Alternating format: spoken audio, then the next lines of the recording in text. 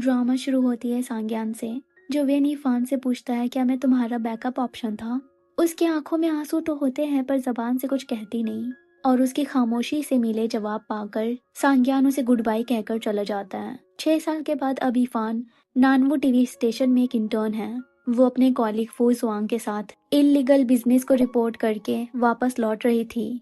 तभी एक लाल गाड़ी उन्हें ओवरटेक कर लेती है और उनमें से निकले एक कपल जो इस तरह के बिजनेस में इन्वॉल्व थे, उनके न्यूज मटेरियल्स छीनकर भाग जाते हैं। फ्लैशबैक में हम इरफान के सुपरवाइजर चान को उसे सलाह देते देखते हैं, भले ही तुमने ट्रेडिशनल पेपर मीडिया यही डेली में बहुत अच्छे से काम कर रहा हो, लेकिन अगर यहाँ तुम एडजस्ट नहीं कर पाई तो फिर प्रोबेशन पीरियड एंड होने के बाद तुम्हें निकाला भी जा सकता है। तभी उन्हें लाल गाड़ी के एक्सीडेंट की आवाज आती है। यह सब जुआंग कैप्चर करना चाह रहा था, पर इरफान के लिए किसी की जिंदगी रिपोर्टिंग से ज्यादा इम्पोर्टेंट है, इसलिए वो उसे जल्द से जल्द एम्बुलेंस को कॉल लगाने को कहती है और खुद कार के ऊपर चढ़कर अंदर फंसे दोनों को बाहर निकालने में हेल्प करती है। रात में जब इरफान अपने शेयर्ड रेंटल हाउस में शावर ले रही होती है, तब उसे पर्दे के पीछे से किसी के होने की आहट मिलती है। जब वो दरवाजा खोलती है तब बाहर एक टेनेंट उसकी गुस्से भरी नजर देखकर कहता है, अरे मैं तो अपने कपड़े धो रहा था। हमेशा तो तुम लैंडलॉर्ड को कंप्लेंट करती हो, तुम्हें क्या लगता है मैं डर जाऊंगा तुमसे? पर वो चुपचाप अपने रूम में चली जाती है और डोर अच्छे से लॉक करके सोने की कोशिश करती है। पर एक ट्रॉमा है जो उसे रात भर जगा कर रखता है। अक्सर उसे देर से नींद आती है और उठने में काफी लेट हो जाती है। दोपहर के 2 बजे उसकी आंख एक फोन कॉल से खुलती है, जो उसकी दोस्त चौ का था। वो बोलती है, पता है आज मैं किससे मिली? अपने स्कूल के वाइस मॉनिटर से, लेकिन मेरा हुलिया सुबह से ऑर्डर डिलीवर करके बेकार हो रखा है। कितना एम्बैरेसिंग था वो मोमेंट, पूछो मत। वैसे आज चलते हैं ना कहीं? वैसे भी तुम इन दिनों कुछ ज्यादा ही ओवर टाइम कर रही हो, थोड़ा ब्रेक लेना तो बनता है। पास में एक नया बार खुला है, सुना है वहाँ का बॉस बहुत ही ज्यादा हैंडसम है। तुम्हारी बोरिंग सी जिंदगी में थोड़ा चमक आने दो यार। पर इरफान को इन सब चीजों में कोई खास इंटरेस्ट नहीं है, लेकिन चाव के इतना जोर देने पे वो हाँ कर देती है। वहां जाकर चाव ओनर को बस यहाँ वहाँ तलाश कर रही होती है, पर वो तो कहीं नहीं दिखता, इसलिए दोनों ऑर्डर करने लगे। उसी दौरान चाव ने बताया जिस वाइस मॉनिटर से आज वो टकराई वो भी नानवू यूनिवर्सिटी गया।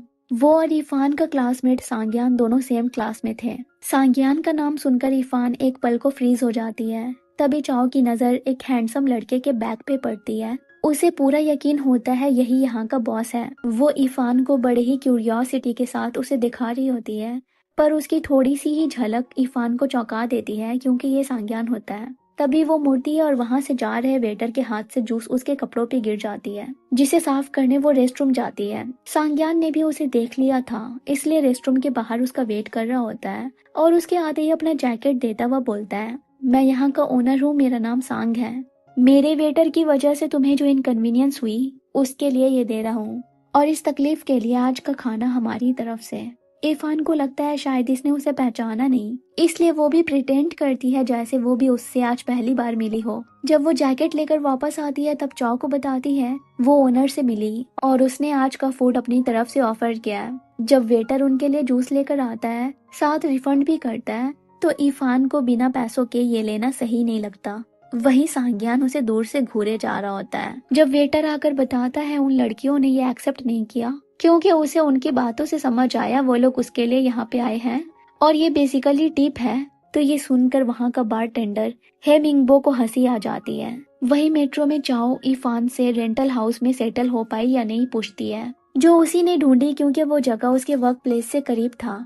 पर इरफान अपने ख्यालों में खोई सोचती है अगर वो हाई स्कूल के टाइम पे सांग्यान से अलग नहीं होती तो शायद आज वो ज्यादा खुश और बहादुर होती। जब वो वापस लौटती है तो उसके को टेनेंट्स उससे बात करने और साथ खाने पीने के लिए बुलाते हैं, पर उनमें से ज्यादातर मेल होते हैं और वो उनके साथ कंफर्टेबल नहीं होती और सीधे अपने रूम में चली आती है। अगले दिन वो वापस बाहर आती है जो ब्रेसलेट पिछली रात यहीं छूट गई थी उसे लेने के लिए, पर वेटर जो बताता है सांग्यान ने पिछली रात साफ सफाई की तो शायद उसी के पास हो। सो वो अपना कॉन्टैक्ट इन्फॉर्मेशन लिखती है ताकि ये जब भी उन्हें मिले तो उसे बुलाकर हैंडओवर कर दे।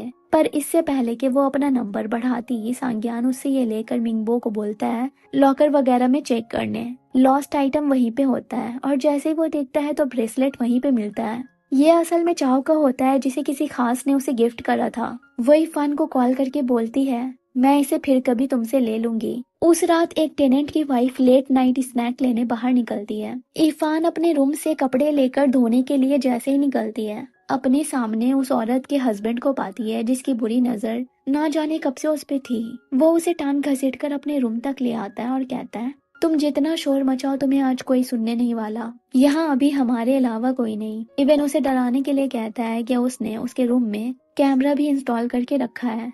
तभी दूसरा टेनेंट वापस लौट आता है और उसे पकड़कर इरफान को पुलिस बुलाने को कहता है। पुलिस स्टेशन में ऑफिसर उसे बताते हैं उन्होंने पूरा कमरा चेक किया, ऐसा कोई कैमरा नहीं मिला, इसीलिए वो उसे बेफिक्र होकर घर वापस लौट जाने को बोलते हैं। लेकिन वो इतनी डरी होती है कि ब्रेसलेट वापस करने के बहाने से चाव के घर आ जाती है। लेकिन रात में वो सो नहीं पाती, उसे बस याद आता है कैसे उसकी माँ ने उसे एक मुश्किल घड़ी में अकेले छोड़ दिया जब उसे उनकी सबसे ज्यादा जरूरत थी। अगली सुबह नाश्ते के टेबल पे चाव के खुशहाल फैमिली को देखकर इरफान को कंफर्ट मिलता है। वहीं टीवी स्टेशन में उसे कार एक्सीडेंट में इलीगल बिजनेस ओनर्स की हेल्प करने का ऑनर सर्टिफिकेट मिलता है। साथ उस कपल ने खुद को पुलिस के हवाले भी कर दिया। उसका इंटरव्यू लिया जाता है और पूछा जाता है उस वक्त आखिर इतनी हिम्मत कहाँ से आई। पर इरफान सोचती है ये जरूर उसका ही दूसरा रूप है जो उसके अंदर ही कहीं छुपकर बैठा है। चियान उसकी इस बहादुरी से इम्प्रेस होकर उसे फॉर्मली हायर कर लेती है और न्यू ईयर लाइव ब्रॉडकास्ट करने उसे भी अपने साथ चलने को कहती है। नए साल की वजह से रास्ता लोगों से भरा होता है। उनकी गाड़ी भी बड़ी मुश्किल से पास हो पा रही थी। तभी इरफान की नजर सांग्यान पे पड़ती है और वो खुद को छुपाने लग जाती है। उसके कलीग्स बोलते हैं कहीं अपने पुराने प्यार पे नजर तो नहीं पड़ गई ना। वो भी सोचती है कहीं फिर से सांग्यान से टकराना ना हो जाए, इसलिए चाओ जो वहाँ कोल्ड ड्रिंक सेल कर रही थी उससे मास्क बोरो करती है। उसके बाद वॉशरूम जाती है जहाँ लंबी लाइन लगी थी। वहाँ उसकी नजर फिर से सांग्यान पे पड़ती है जो अपनी माँ के साथ होता है। लाइन में उसकी बहन जी भी थी। उसकी माँ अपने बेटे को कहती है तुम्हारी बहन कॉलेज एंट्रेंस एग्जाम का बहुत प्रेशर ले रही है, इसलिए उससे थोड़ा बात करके देखो, मैं जा रही हूँ तुम्हारे डैड के पास। सांग्यान अपनी बहन को इनकरेज कर रहा होता है उसकी इंसल्ट करते हुए, देखो मैं तो अपने टाइम में बिना पढ़े ही नानू चला गया। हालांकि तुम्हारे अंदर मेरी जितनी पोटेंशियल नहीं है लेकिन मुझे लगता है तुम कर लोगी। वहीं चाओ इरफान को बताती है उसने सांग्यान को ग्रुप मैसेज फॉरवर्ड किया और पहली बार उसका रिप्लाई आया। उसे तो लगा था कि वो अब वीचैट चलाता ही नहीं होगा। वहीं सांग्यान जी की बात अपने फ्रेंड याओशू से करवाता है। तभी इरफान अपने फोन से उसके प्रोफाइल चेक करती है लेकिन कोई स्टेटस शो नहीं करता। उसे लगता है शायद उसने उसे ब्लॉक करके रखा है, इसलिए उसे न्यू ईयर का मैसेज सेंड करके जल्दी से अपना प्रोफाइल प्राइवेट कर देती है। जब जी ने याओशू से बात करके सांग्यान को उसका मोबाइल लौटाया तब उसने न्यू ईयर का मैसेज देखा और रिप्लाई में क्वेश्चन मार्क भेजा। इरफान ने सोचा पूछूं कि क्या उसने मुझे पहचान लिया है, पर वो लिखती है इट्स ओके अगर तुम खुश नहीं हो तो। वापस लौटकर वो और उसकी टीम लोगों का इंटरव्यू लेते हैं, फिर फायरवर्क्स के शॉट कैप्चर करते हैं। काउंटडाउन शुरू होता है और ठीक 12 बजे इरफान सांग्यान से जा टकराती है जो फोन पे सुहाव से बात कर रहा था। आगे बढ़ता हुआ हैप्पी न्यू ईयर विश करता है। इरफान ने सोचा शायद उसने उसे ही कहा है और असल में उसकी गट फीलिंग सही होती है। कॉल पे सुहाव उसे न्यू ईयर विश करने के बदले थैंक्स कहता है, पर सांग्यान बोलता है मैंने तुम्हें नहीं कहा। पास्ट में अपने हाई स्कूल के पहले दिन जब इरफान अपने डैड के साथ आती है तो क्लासरूम को यहाँ वहाँ ढूंढती है। तभी उसकी नजर बास्केटबॉल खेल रहे एक लड़के पे पड़ती है जिसे वो सीनियर समझकर क्लास 17 कहाँ है पूछती है। वो डायरेक्शन बताकर उसे भी जूनियर कहता है। जब वो क्लास पहुंचती है तो टीचर उसे सांग्यान समझ बैठते हैं क्योंकि उन्हें ये नाम एक लड़की का लगता है, पर तभी वो आकर बताता है सांग्यान वो है। टीचर पूछते हैं लेट आने की वजह, क्या तुम दोनों साथ आ रहे हो। इरफान बताती है वो क्लास ढूंढने में लेट हो गई और सांग्यान मजाक में कहता है आज उसके डैड ने उसे भूल से जूनियर स्कूल छोड़ दिया, जिसपे इरफान और सभी स्टूडेंट्स हंसने लगते हैं। टीचर उन्हें लास्ट के 2 खाली सीट में बैठ जाने को कहते हैं। इस तरह से वो दोनों डेस्क मेट बन जाते हैं। इरफान को जब टीचर ने सांग्यान कहा तब वो अपना असली नाम भूल गई। उसे देखकर लगा जैसे दुनिया में उसका दूसरा वर्जन भी है। एट प्रेजेंट लाइव ब्रॉडकास्ट खत्म होने के बाद चाओ इरफान को बार चलने को कहती है जहां आज न्यू ईयर का इवेंट होने वाला है, पर उसे ऑफिस जाकर मटेरियल्स ऑर्गेनाइज करना था सो वो मना कर देती है। ये सब देख रही जान उसे समझाती है थोड़ा ओपन अप होने और सारे निगेटिविटी पीछे छोड़कर नए साल को खुलकर वेलकम करने। वो पूछती है तो क्या ये साल अच्छा जाएगा। जान कहती है अच्छा या बुरा ये तुम्हारे हाथ में है। घर लौटते वक्त वो कार से फायरवर्क्स की फोटोज लेकर स्टेटस लगाती है। कैप्शन में विश लिखती है कि उसे ये साल पीसफुल चाहिए। बार में सांग्यान इरफान को तलाश कर रहा होता है, वहीं चाओ नाचते नाचते गिर जाती है और सुहाव उसकी उठने में हेल्प करता है। जो उसे इरफान समझ बैठता है, पर वो बताती है कि वो उसकी दोस्त है जो उनके बगल वाले क्लास में थी। तब जाकर उसे याद आता है कि ये तो चाव है। वो उसे सांग्यान को दिखाकर बताता है ये उसका क्लासमेट है जो अब उसका बिजनेस पार्टनर भी है। ये बात सुनते ही वो इरफान को वॉइस मैसेज करती है, यार तुम उसे पहचान ही नहीं या फिर मुझे बता नहीं रही थी। दूसरी तरफ इरफान रूम पहुंचकर सांग्यान का चैट खोलती है, पर उसकी तरफ से कोई रिप्लाई नहीं आया होता। वो डोर को अच्छे से लॉक करके उसे बेड से ब्लॉक करके सो जाती है। अगले दिन वो अपनी कॉलीग वांगलिन के रेंटेड अपार्टमेंट देखने आती है। लिन को इरफान के प्लेस सर्च करने के बारे में एक ग्रुप चैट से पता लगा। फ्लैट में 2 रूम हैं, एक में उसकी फ्रेंड रहा करती और दोनों रेंट डिवाइड करके दिया करते थे, पर अचानक से उसका अमीर बॉयफ्रेंड बन गया और वो उसके साथ रहने चली गई। वो किसी स्ट्रेंजर को रूम नहीं देना चाहती थी, इसीलिए इरफान के बारे में पता लगने पर उसे ये ऑफर दे रही है। तभी उसे किसी का कॉल आता है। ये उसी लड़के का है जिसके साथ वो न्यू ईयर पे हॉट स्प्रिंग ट्रिप पे गई थी और बहुत से फोटोज लिए हैं जिसे वो किसी को भी दिखाने से मना करती है। वहीं इरफान को जब रेंट अमाउंट बताया जाता है तो ये पिछले जगह से थोड़ा एक्सपेंसिव होता है, लेकिन यहाँ कोई मेल टेनेंट नहीं है, इसलिए वो ये रूम ले लेती है, ये सोच कर के शायद उसे यहाँ अच्छे से नींद आ सके। वांग लिन इरफान को अपने एक्स बॉयफ्रेंड के साथ लंच पे ले चलती है, जो इत्तेफाक से सुहाव निकलता है, जो ब्रेकअप होने के बाद भी वांग लिन को पाने में लगा है। इरफान को देखते ही पहचान जाता है, पर उसे ऐसे कबाब में हड्डी बनना सही नहीं लगता, तो वो जाने से इनकार करती है। लेकिन वांग उसे जबरदस्ती कार के बैक सीट में बैठा देती है, जहां सांग्यान ऑलरेडी सो रहा था। सुहाव कहता है, यार अब उठ भी जाओ, अपनी लव इंटरेस्ट से मिल तो लो। इरफान ऐसे ऑकवर्ड सिचुएशन में कहती है, तुम्हें जरूर कोई गलतफहमी हुई है। सुहाव बोलता है, ऐसा हो ही नहीं सकता, सब जानते थे सांग्यान की तुमको लेकर फीलिंग्स, पर वो उसे आंखें दिखाकर चुप रहने को बोलता है। रेस्टोरेंट पहुंचकर सुहाव अपने बाकी 2 दोस्तों से मिलाता है, फेई और चेन, जो सांग्यान के डॉममेट हुआ करते। जब सुहाव न्यू ईयर पे भी काम करने की बात कर रहा होता है, तब वांगलिन कहती है कि वो भी न्यू ईयर पे ओवर टाइम कर रही थी। इलान उसकी शक्ल देखती है कि ये कितनी सफाई से झूठ कह रही है। फिर सुहाव उसे एक महंगी गिफ्ट देता है और सबको बताता है आज सांग्यान का बर्थडे है। आज की लंच एक तरह से उसका बर्थडे सेलिब्रेशन है। वॉशरूम में वांगलिन इरफान से पूछती है, जब सांग्यान दिखने में इतना अच्छा है, ऊपर से इतना पैसा वाला है, तो फिर उसे रिजेक्ट करने की वजह क्या थी? वैसे जिस तरह से उसकी तरफ से कोल्ड वाइब्स आ रही थी, लगता है तुम्हारे लिए उसकी फीलिंग्स अब नहीं रही। वैसे तुम्हें ऐसे मौके हाथ से छोड़ना नहीं चाहिए था। कभी कभी अच्छा पार्टनर मिलना प्रमोशन मिलने से ज्यादा बेहतर होता है। जब इरफान वॉशरूम के बाहर आती है, तब सांग्यान को देखकर पूछती है, बड़े दिन हुए, कैसे हो तुम? वो टॉन्ट करता है, बड़े दिन? हम 2 दिन पहले ही न्यू ईयर पे मिले थे, भूल गई? वो कहती है, मैं तो उस रोज मास्क लगाए हुई थी, मुझे नहीं पता था तुम पहचान लोगे। वो कहता है, खुशफहमी में मत रहो, मैंने नहीं, मेरी बहन ने तुम्हें देखा था और उसने बताया तुम मुझे ही घूर रही थी। इरफान ने कहा, इसलिए नहीं कि मैं तुम्हें पहचान गई, बल्कि मैंने नोटिस किया तुम्हारा जिपर खुला हुआ था। आसपास के सभी इसके बारे में बातें कर रहे थे।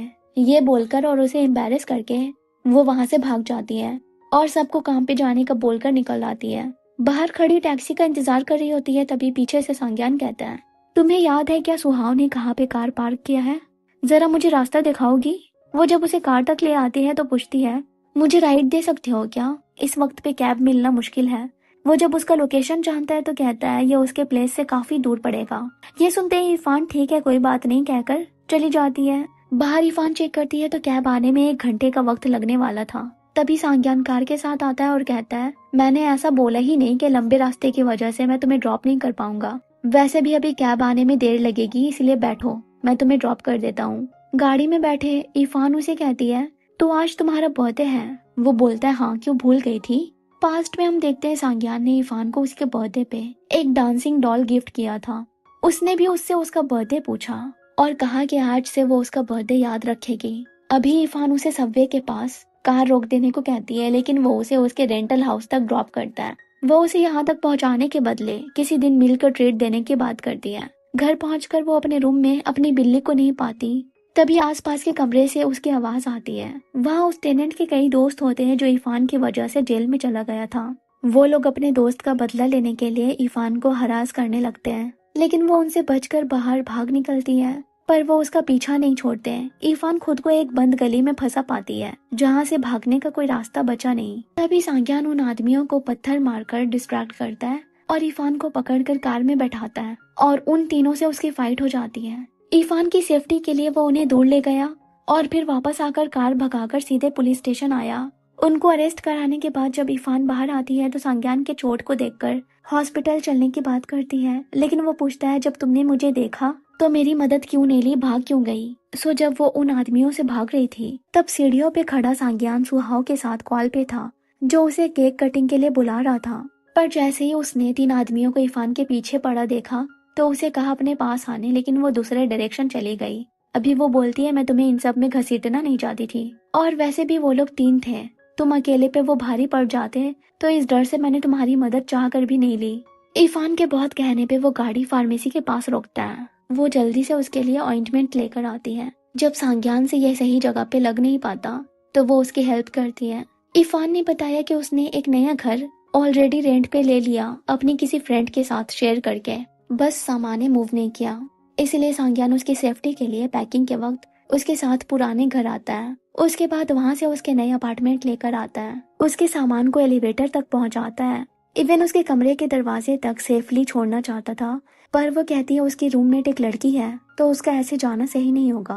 वो वापस आता है तो इरफान के पुराने घर की चाबी कार के फ्रंट सीट पे देखता है, इसलिए वहाँ कुछ दिनों बाद फिर से जाता है। पुलिस स्टेशन से वो आदमी रिलीज हो गया था। वो अपने दोस्तों के साथ इसकी सेलिब्रेशन मना रहा होता है, साथ बातें भी करता है कि उसे इरफान के कमरे में सच में कैमरा इंस्टॉल कर देना चाहिए था। ये सब सुनने के बाद सांज्ञान ने उन्हें बहुत मारा और पूरा रूम चेक किया पर कैमरा कहीं नहीं मिला। तब जाकर उसे चैन आया। पास्ट का सीन दिखाया जाता है जब एक रोज स्कूल की इलेक्ट्रिसिटी चली गई, तब स्टूडेंट्स ने इरफान को बालकनी के पास अकेले आसमान की ओर देखते पाया। सब डर गए क्योंकि अंधेरे में उसके खुले बाल और चुप सी वो एक भूत से कम नहीं लग रही थी। एक लड़के ने तो उसे घोस्ट कह भी दिया, जिसपे सांज्ञान ने बोला शक्ल अपनी देखो, तुम भूत से कम नहीं लगते। सुहाव ने बोला यार वो तो मजाक कर रहे थे, पर तुमसे तो सहा नहीं गया, लगता है इरफान तुम्हारी लव इंटरेस्ट है। वो बोला अपनी मुंह बंद रखो, पर इरफान ने तो ये सुन लिया था। जब स्कूल से वो लोग निकलते हैं तब वो बताती है लव इंटरेस्ट उसे एक अच्छा वर्ड लगा। वो नाराज होने के बजाय मुस्कुरा रही होती है, जैसे कि सांज्ञान भी उसका लव इंटरेस्ट हो। तभी वो दोनों अपने हाथों को टेलीस्कोप बनाकर स्टार्स देखने लगते हैं। एट प्रेजेंट जब वांगलिन आती है तो रूम के बाहर इरफान को पाती है, जो बताती है उसके पुराने घर में कुछ प्रॉब्लम हो गई थी, इसलिए उसे इतनी लेट से आना पड़ा। पर घर के अंदर आते ही वांगलिन बताती है उसे कैट फर से एलर्जी है, इसलिए ये बिल्ली यहाँ नहीं रह सकती। वो उसे बोलती है इसे अपनी दोस्त को दे देना। साथ पूछती है तुम यहाँ तक कैसे आई। वो बोलती है सांज्ञान से मैंने राइड मांगी, जिसपे वो कहती है अरे यार तुम्हें ऐसा नहीं करना चाहिए था। अब तो वो अपने दोस्तों को बढ़ा चढ़ाकर बातें करेगा, पहले वो तुम्हारे पीछे था और अब तुम उसे चेस कर रही हो। वो सोचेगा क्यों ना थोड़ा टाइम पास कर लूं, फिर इसे डंप कर दूंगा। ये सारे अमीर लड़के ऐसे ही होते हैं। इरफान उसे कुछ ज्यादा बोलती नहीं है, बस सर हिलाती रहती है। अगले दिन वो और जुआंग टीवी स्टेशन के बाहर स्पोर्ट्स कार से एक लड़के को निकलता देखते हैं, जो वांगलिन को फ्लावर देकर कहीं ले जाता है। जुआंग कहता है लगता है इसने फिर से नया मुर्गा पकड़ लिया अपने खर्चे निकलवाने के लिए। अपार्टमेंट में चाव आती है इरफान की बिल्ली अपने साथ ले जाने के लिए। तभी वो लोग कमरे के बाहर से आ रही वांगलिन की आवाज सुनती हैं, जो सुहाव को कॉल पे कह रही थी हमारा ब्रेकअप हो चुका है, अब मैं तुम्हारी गर्लफ्रेंड नहीं हूँ। इतनी सी बात समझ नहीं आती क्या। वो उसे बोलता है यार ऐसा मत करो, तुम्हें जो चाहिए मैंने तुम्हें दी। वो बैग भी कितनी मुश्किल से मिला।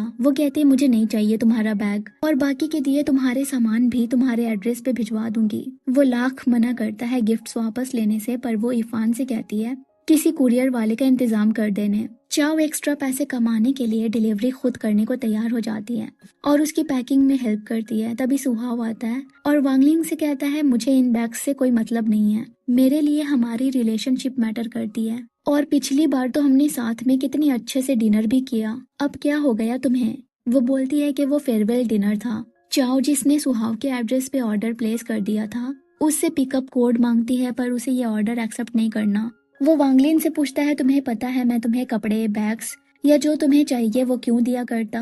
वो बोलती है क्योंकि तुम अमीर हो और मैं ये सब पाने के काबिल हूँ। वो कहता है नहीं, इसलिए क्योंकि मैं तुम्हें प्यार करता हूँ, इसी वजह से इन बैग्स की वैल्यू है। वो कहती है अब मैं तुमसे प्यार नहीं करती तो अब इसकी वैल्यू नहीं रही क्या। देखो मैं तुमसे रिक्वेस्ट कर रही हूँ ये सब वापस ले जाओ। वो डिसअपॉइंट होकर लौटते हुए चाव को ये सब फेंक देने को कहता है।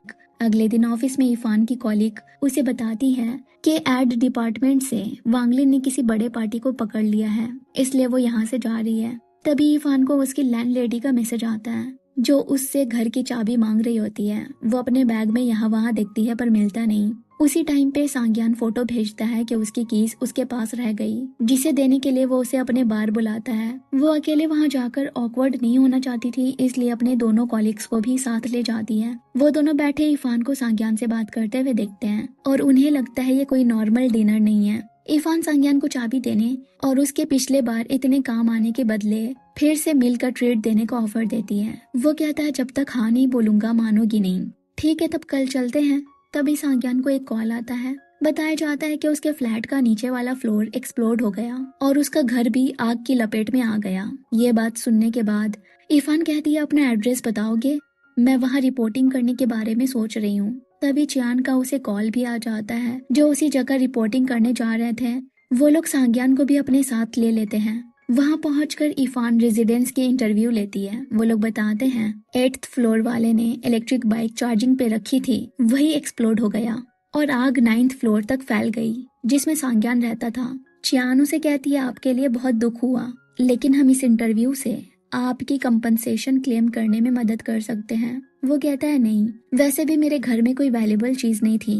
वो पूछते हैं कि आप जनता को इलेक्ट्रिक बाइक से लगने वाली आग के बारे में कुछ बताना चाहेंगे या फिर आपको उनसे कुछ कहना है तो कह सकते हैं। वो इरफान को देखता है और फिर कहता है मैं खुश हूँ, उम्मीद करता हूँ तुम भी मेरी तरह खुश रहो। ये उस मैसेज का रिप्लाई था जो इरफान ने उसे न्यू ईयर ईव पे भेजी थी। वो टीवी स्टेशन में बार बार उसकी इंटरव्यू देखकर सोच रही होती है क्या इसने ये मैसेज मुझे दिया है। जुआंग बोलता है तुम्हारा क्लासमेट तो इतने बड़े हादसे के बाद भी काफी शांत नजर आ रहा था। दूसरी कॉलीग बोलती है कौन जानता है बाहर से शांत हो पर अंदर से उसके तूफान उठ रहे हो। इरफान तुम्हें अपने फ्रेंड को काउंसल करना चाहिए, हो सके तो उसे कंपनसेशन दिलाने में हेल्प कर दो। अगले दिन वांगलिन बताती है कि वो टीवी स्टेशन की जॉब छोड़ रही है क्योंकि सैलरी ज्यादा नहीं है और मेहनत बहुत है। उसके कजन ने उसके लिए नई जॉब ढूंढ ली है जो इस अपार्टमेंट से काफी दूर है, सो वो यहाँ नहीं रुक सकती। इरफान को ये सुनकर हेडेक हो रहा है क्योंकि एक तो वो अभी अभी आई है और ये जा भी रही है और अब उसे सारे फ्लैट का रेंट देना पड़ेगा। वांगलिन कहती है डोंट वरी, मैं डिपॉजिट वापस नहीं लूंगी, सो इस महीने का रेंट कवर हो जाएगा और तुम्हारे लिए फीमेल रूममेट भी अरेंज कर दूंगी और उसे रखने से पहले तुम्हारी ओपिनियन भी लूंगी। रात के वक्त इरफान आती है अपने ओल्ड प्लेस के ओनर के पास जो कहती है तुमने छोटी सी बात का बतंगड़ बना दिया, सबने अपनी लीज कैंसिल कर दी, देखो अब सब चले गए हैं, सारा रूम खाली पड़ा है, न्यू ईयर में टेनेंट मिलना कितना मुश्किल है, ये सब तुम्हारी गलती है। वो कहती है मेरी गलती, पुलिस के पास रिकॉर्ड है, मेरी टीवी स्टेशन हाउस सेफ्टी पे रिपोर्टिंग करना चाहती थी, मैं उस वक्त चुप रही वरना आपका जगह न्यूज पे आ जाता। या आप चाहती है अपने घर को न्यूज पे देखना, इससे शायद आपके रेंट का प्रॉब्लम सॉल्व हो जाए। ये सुनकर लैंडलेडी का मुंह बंद हो जाता है। वापस घर आती है तो रूम का दरवाजा खुला पाती है, अंदर दबे पाँव जाती है और वहाँ किसी की मौजूदगी से पैनिक होकर पुलिस को कॉल लगाती है और आसपास के रूम्स का डोर नॉक करके हेल्प मांगती है। पर तभी सांग्यान उसके चिल्लाने की आवाज सुनकर बाहर आता है, जिसको देखकर वो पुलिस को बताती है कि उसने किसी और को चोर समझ लिया। फोन कट करने के बाद उससे पूछती है तुम यहाँ क्या कर रहे हो। वो भी सेम सवाल पूछता है। वो कहती है मैं यहीं पे रह रही हूँ। एक तरफ इरफान वांगलिन को कॉल लगाती है और पूछती है सांग्यान को तुमने रूम दिया। वो कहती है हाँ क्या करूँ, कोई मिल ही नहीं रहा था इतने कम वक्त में, फिर तुम्हें पूरा पैसा भरना पड़ता तो तुम्हारे बोझ को कम करने के लिए ऐसा किया। वहाँ वो सुहाव को डांट रहा होता है जिसने उसे ये रूम दिलाया, पर सुहाव कहता है यार मैं तो तुम्हारी हेल्प कर रहा हूँ, तुम्हें तो मुझे थैंक्स कहना चाहिए, मेरी वजह से तुम इरफान के साथ रहने वाले हो और तुमने भी कहा उसी जगह के आसपास कहीं तुम्हें प्लेस चाहिए। वो बोलता है तुम्हें पता नहीं क्या वो लड़की है, ये कितना इनअप्रोप्रिएट है और तुम्हें अपनी गर्लफ्रेंड को उसे बताने के लिए कहना चाहिए था ना, उसने तो मुझे चोर समझ लिया। वहाँ वो वांगलिन से कह रही है पर मुझे तो एक फीमेल रूममेट चाहिए थी। वांगलिन कहते हैं यार मुझे बहुत नींद आ रही है, इस बारे में हम कल बात करेंगे, और वो कॉल कट कर देती है। इरफान सांग्यान से कहती है जरूर कुछ गलतफहमी हुई है, क्यों ना तुम आज रात होटल में रुक जाओ, मैं तुम्हारे लिए रूम बुक कर देती हूँ। पर वो बोलता है तुम्हें मुझे भगाने की बड़ी जल्दी है। वो कहती है तुम्हारी फाइनेंशियल स्टेट इतनी अच्छी है तो तुम होटल में रह लो ना, रूम शेयर करने की क्या जरूरत है, वैसे भी मैं काम से लेट से आती हूँ, तुम्हें डिस्टर्ब होगा। वो कहता है मेरे सारे पैसे घर रिपेयर करने में लग रहे हैं और मेरा रेस्टोरेंट बार भी उतना कमा नहीं रहा, और अगर काम से लेट आओ तो खामोशी से आ जाना, मुझे डिस्टर्ब मत करना। कुछ बहाना काम नहीं आता तो बिल्ली का एक्सक्यूज देती है कि मेरी बिल्ली का फर से तुम्हें प्रॉब्लम होगा, और वो बहुत मियाओ भी करती है, तुम्हें कैट्स तो पसंद नहीं होंगे। वो कहता है हाँ नहीं पसंद है, पर तुम्हारा एटीट्यूड बहुत चेंज हो गया है। तुम्हें क्या लग रहा है मैं पहले की तरह तुम पे अभी भी लाइन मारूंगा? वो कहती है नहीं, तुम गलत सोच रहे हो। वो बोलता है वैसे भी मैंने सारा सामान मूव कर लिया है, सो मुझे 3 महीने दो। जब मेरा घर तैयार हो जाएगा तो मैं चला जाऊंगा, और इन 3 महीनों में मेरे करीब आने की ट्राई मत करना। सो अब एक्सक्यूज बनाना बंद करो। वो कहती है ऐसा कुछ भी नहीं है, एक काम करो आज तुम मेरे साथ ही सो जाओ। उसका मुंह खुला का खुला रह जाता है ये सुनकर। वो कहती है मेरा मतलब था तुम मास्टर बेडरूम में सो जाओ, इस बारे में हम कल मेरे काम से आने के बाद बात करेंगे। ये बोलकर वो अपने कमरे में चली जाती है और वांगलिन को मैसेज करके कल कैफे मिलने को बुलाती है। सुबह उठती है तो सांग्यान को घर पे नहीं पाती और उसकी चाबी भी वहीं थी। कैफे में बैठकर उसे मैसेज करती है कल रात कहाँ सोए तुम। वहाँ जब वांगलिन आती है तो उससे अपने सारे सवाल पूछती है। वो कहती है क्या बुराई है मेल रूममेट में, क्या तुम्हें लगता है वो अभी भी तुम्हें पसंद करता है? वैसे मैंने सुहाव से सुना उसके कॉलेज में कभी कोई गर्लफ्रेंड नहीं रही, वो दुआन जियाशु नाम के लड़के के साथ ही हमेशा घूमा फिरा करता। और वैसे भी एक मेल रूममेट का होना तुम्हारे लिए ही फायदेमंद होगा, वो तुम्हारे कामों में हेल्प कर दिया करेगा। इवन रेंट में भी तुम इस चांस का फायदा उठा सकती हो। मेरा एक एक्स रूममेट ही था। वो कहती है क्या तुम्हारे एड डिपार्टमेंट वाले को पता है तुम्हारे रूममेट्स के बारे में, या वो जिसके साथ तुम न्यू ईयर पे ट्रिप पे गई थी जो पोर्शो चलाता है, या वो कजन जिसने तुम्हें जॉब दिलाई? सो बेसिकली वो पॉइंट आउट कर रही है कि उसकी तरह वो एक अपॉर्चुनिस्ट नहीं है। ये सब कहकर वो वहां से चली जाती है और वांगलिन शॉक्ड होती है। उसने सोचा ही नहीं था चुप से रहने वाली इफान जबान की इतनी तेज भी हो सकती है। वहीं जब टीवी स्टेशन में इफान की कॉलिग को उसके मेल रूममेट के बारे में पता लगा तब वो कहती है अगर वो इंसान अच्छा है तो तुम्हें प्रोटेक्शन प्रोवाइड कर सकता है। उसे भी कहीं ना कहीं लगता है सांग्यान का कैरेक्टर अच्छा है। वैसे भी पिछली बार 3 आदमियों से उसे उसी ने बचाया। वो मैसेज करती है आज कहाँ पे डिस्कशन करें, तुम्हारे बार या घर पे? वो बोलता है घर पे ही 8 बजे। वो जब रूम में आता है तो पूछती है आखिर कल रात कहाँ गए थे? वो बोलता है 5 स्टार होटल में सोया था। अब बताओ तुमने क्या सोचा? वो उसके यहाँ रहने पे अग्री करती है। वो दिन बताती है रेंट के बारे में कि 2 रूम है, टोटल 7,000 है, बड़े वाले का 4,000 जिसमें बाथरूम अटैच है, छोटे वाले में वो रहती है। उसके बाद house deposit, then utility expenses के बारे में डिटेल में बताती है, और साथ रहने में एक दूसरे को इनकन्वीनियंस ना हो तो वो बोलती है जब कोई रेस्ट कर रहा हो तो दूसरा शोर ना करे, दूसरा साफ सफाई मेंटेन रखना है, और किसी गेस्ट को लाने से पहले चाहे वो मेल हो या फीमेल अदर रूममेट की परमिशन लेना है। फिर पूछती है वैसे तुम्हारी गर्लफ्रेंड है क्या? अगर है तो उसे बता देना अपने को लिविंग के बारे में, सो डैट उसे कोई मिसअंडरस्टैंडिंग ना हो। वो कहता नहीं है, पर ज्यादा खुश मत होना, मैं बस डेट नहीं करना चाहता, और उसके सारे कंडीशन पे अग्री कर लेता है। वो दिन उसको मास्टर बेडरूम दिखाती है और बोलती है वैसे तो सब सही है यहाँ पे, पर अगर कुछ प्रॉब्लम हो तो मुझे बता देना। देन वो उसे किचन भी दिखाती है और सांग्यान उसके कमरे में एंटर करने से पहले परमिशन मांगता है। उसके हाँ बोलने पे उसके रूम को भी चेकआउट करता है और बोलता है मैं इसी रूम में रहूंगा, मुझे ये कमरा ज्यादा अच्छा लगा, तुम मास्टर बेडरूम में रह लेना। वो कहती है पर ये तो उसके मुकाबले काफी छोटा है, और मास्टर बेडरूम में बालकनी भी है, वैसे भी मैं 4,000 नहीं दे सकती। वो कहता है 4,000 मैं ही दूंगा, पर रूम डिसाइड करना मेरे ऊपर है। सो ऐसे वो अपने सामान उस रूम में शिफ्ट कर लेती है। रात में सोते टाइम सोचती है क्या उसने जानबूझकर मुझे बड़ा वाला रूम दिया। हाई स्कूल में इफान बहुत से स्टूडेंट्स के गॉसिप का टॉपिक बन गई थी। सांग्यान बोला करता तुम्हें उनका मुंह बंद करने के लिए कुछ कहना चाहिए, पर वो अक्सर ऐसे लोगों की बातें अवॉइड कर दिया करती। ग्राउंड में दौड़ते वक्त सांग्यान हमेशा उसे फॉलो करता और कहा करता कि वो उसका पेसर है जो ट्रेनिंग में उसकी हेल्प कर रहा है। उसे भी उसके ऐसे जोक्स पे हंसी आ जाया करती। एट प्रेजेंट इफान देखती है रूम में बहुत से फर्नीचर्स डिलीवर होते हुए जो सांग्यान ने मंगवाए थे क्योंकि घर बहुत खाली लग रहा था। वो आदमियों को कहकर उसके रूम में कैट ट्री भी रखवाता है। इफान बोलती है पर मैंने ये नहीं मंगवाए, वो लोग कहते हैं आपके बॉयफ्रेंड ने कहा ये रख देने के लिए। वो सच बोलता तो शायद वो एक्सेप्ट नहीं करती। सो कहता है मुझे ये किसी सामान में फ्री मिला, अब तुम्हारी मर्जी है, रखना है तो रखो, फेंकना है तो फेंक दो। फिर वो अपने रूम में आ जाता है और वहाँ इफान अपनी कैट के लिए मंगवाए टॉयज उसे दे रही होती है। तभी सांग्यान उसे पैसे ट्रांसफर करता है जो रेंट और बाकी के एक्सपेंसेस जोड़ कर थे, पर इफान को लगता है ये कुछ ज्यादा है, इसलिए उसमें से 520 वापस कर दी और दिखाती है एक्सपेंस ब्रेकडाउन की लिस्ट। पर वो बोलता है दोबारा चेक करने, और जब वो फिर से कैलकुलेट करती है तो एम्बेरेस फील करने लगती है क्योंकि उसने उसे 15 एक्स्ट्रा भेज दिया था। और अब वो सोचती है कि कहीं सांग्यान ना सोच ले कि वो उसे लव कन्फेस कर रही थी, क्योंकि चाइनीज इंटरनेट कल्चर में 520 मीन्स आई लव यू होता है। सांग्यान तो अपने रूम में बड़ा हंस रहा होता है और यहाँ इफान एम्बैरेस होकर उससे 15 वापस मांगती है और पीलो में शर्मिंदगी के मारे मुंह छुपा रही होती है।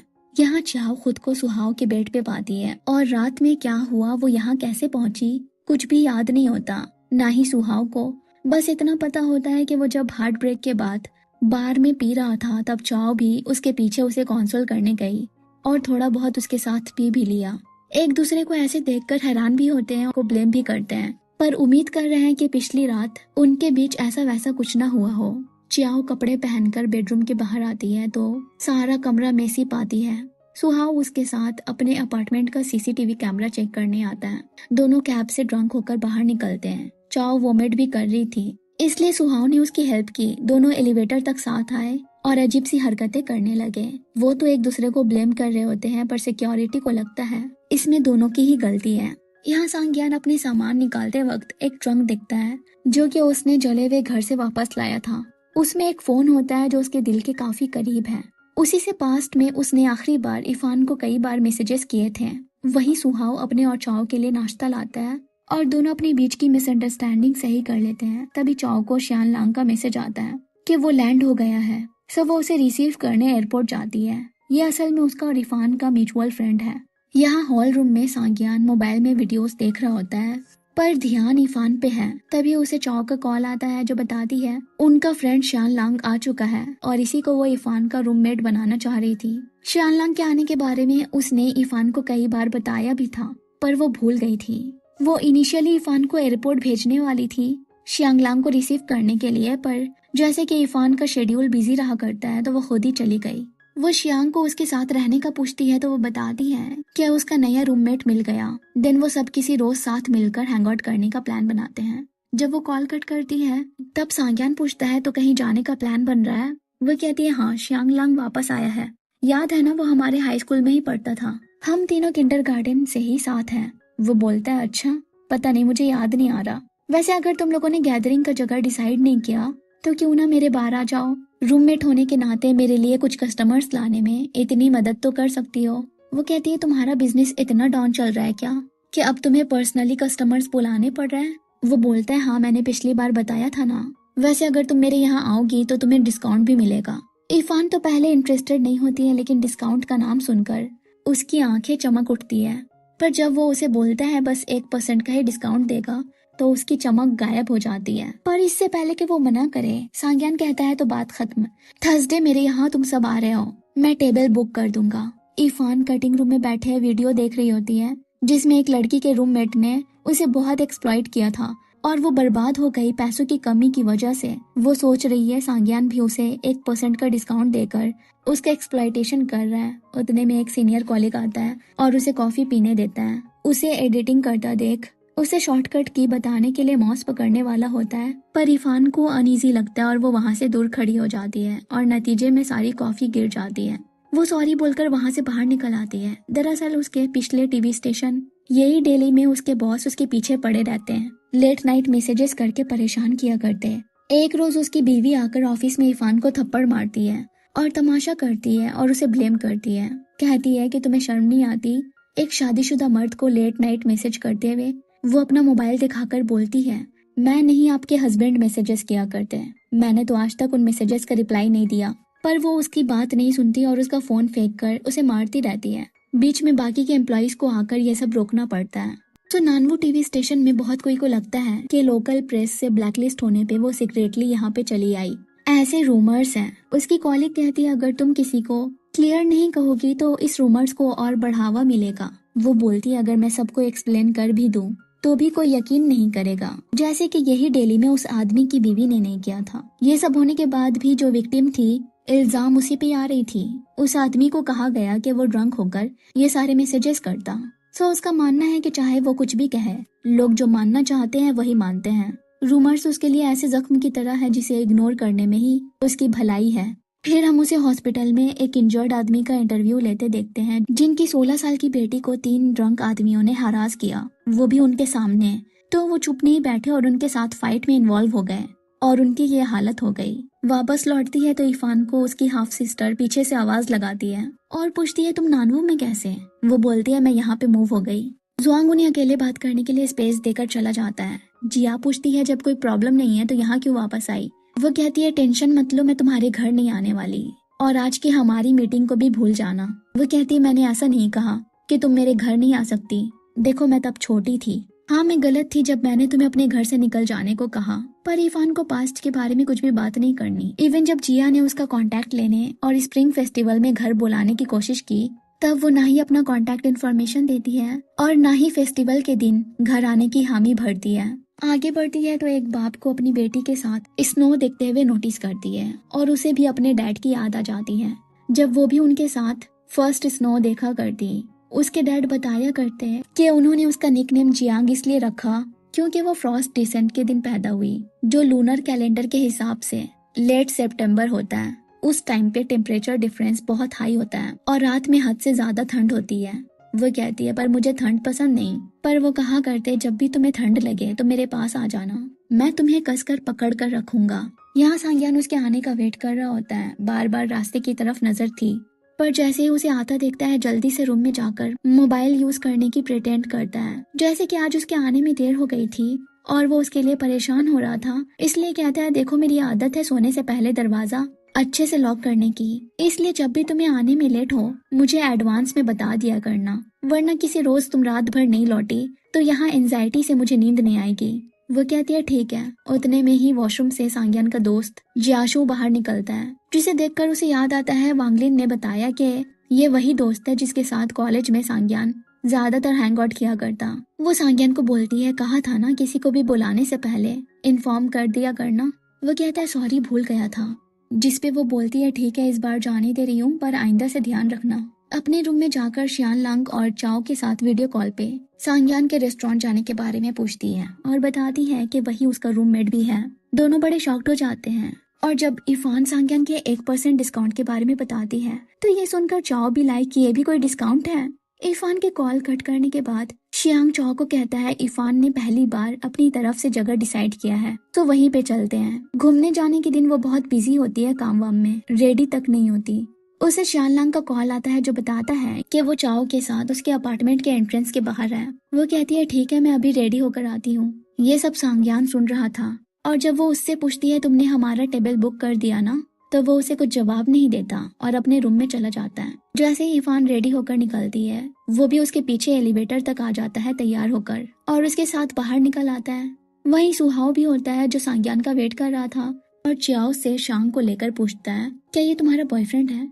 वो कहती है नहीं ये मेरा क्लासमेट था। तब उसे याद आता है ये तो क्लास 15 का शांग लांग है। सुहाव को सांग्यान ने कहा था आज वो ड्राइव करेगा इसलिए उसने भी अपनी कार नहीं लाई, पर उसका प्लान तो इरफान के साथ ही शियान लांग के कार में बैठने का है और उन्हीं के साथ चलने का। सो आउट ऑफ कर्टिसी शियान लांग उन्हें भी अपने साथ चलने को कहता है। सुहाव तो हेजिटेट करता है क्योंकि वो शियान लांग के क्लोज कभी थे नहीं, पर सांग्यान एक सेकेंड नहीं लगाता हाँ बोलने में। सामने वाले सीट में जहाँ शांग ने इरफान को बैठाने का सोचा था वहाँ वो बैठ जाता है। कार में जैसे ही सांग्यान शियांग को मिरर में इरफान को देखते नोटिस करता है तो वो आईना अपनी तरफ कर लेता है और उससे उसकी गर्लफ्रेंड के बारे में पूछता है। वो बोलता है नहीं है मेरी गर्लफ्रेंड। फिर सुहाव की कैंची वाली जबान चलने लगती है और वो चाओ को हाई स्कूल के रूमर्स के बारे में बताता है कि इरफान सांग्यान और शियान लांग लव ट्रायंगल में थे। चाओ बोलती है चुप रहो, लगा बुझाकर बोलना बंद करो। वो कहता है सच कह रहा हूँ। सांग्यान तो इवन इस वजह से एक फाइट में भी इन्वॉल्व हो गया था। सो हाई स्कूल के टाइम पे जब इरफान वॉशरूम में थी तब उसने कुछ लड़कियों को बात करते हुए सुना जो कह रही थी कि इरफान तो बस सांग्यान को एज एन ऑप्शन रखती है, जब भी उसे कोई बेहतर मिलेगा तो वो उसे छोड़ देगी। दूसरी पूछती है तो वो बेटर ऑप्शन कौन है। वो बताती है और कौन, क्लास 15 का शान लांग। ये रूमर्स एक लड़के जिमिंग ने फैलाई थी। जब इस बात के बारे में सांग्यान को पता लगा तो उसने उसे इरफान से माफी मांगने को कहा और बाद में उससे भी।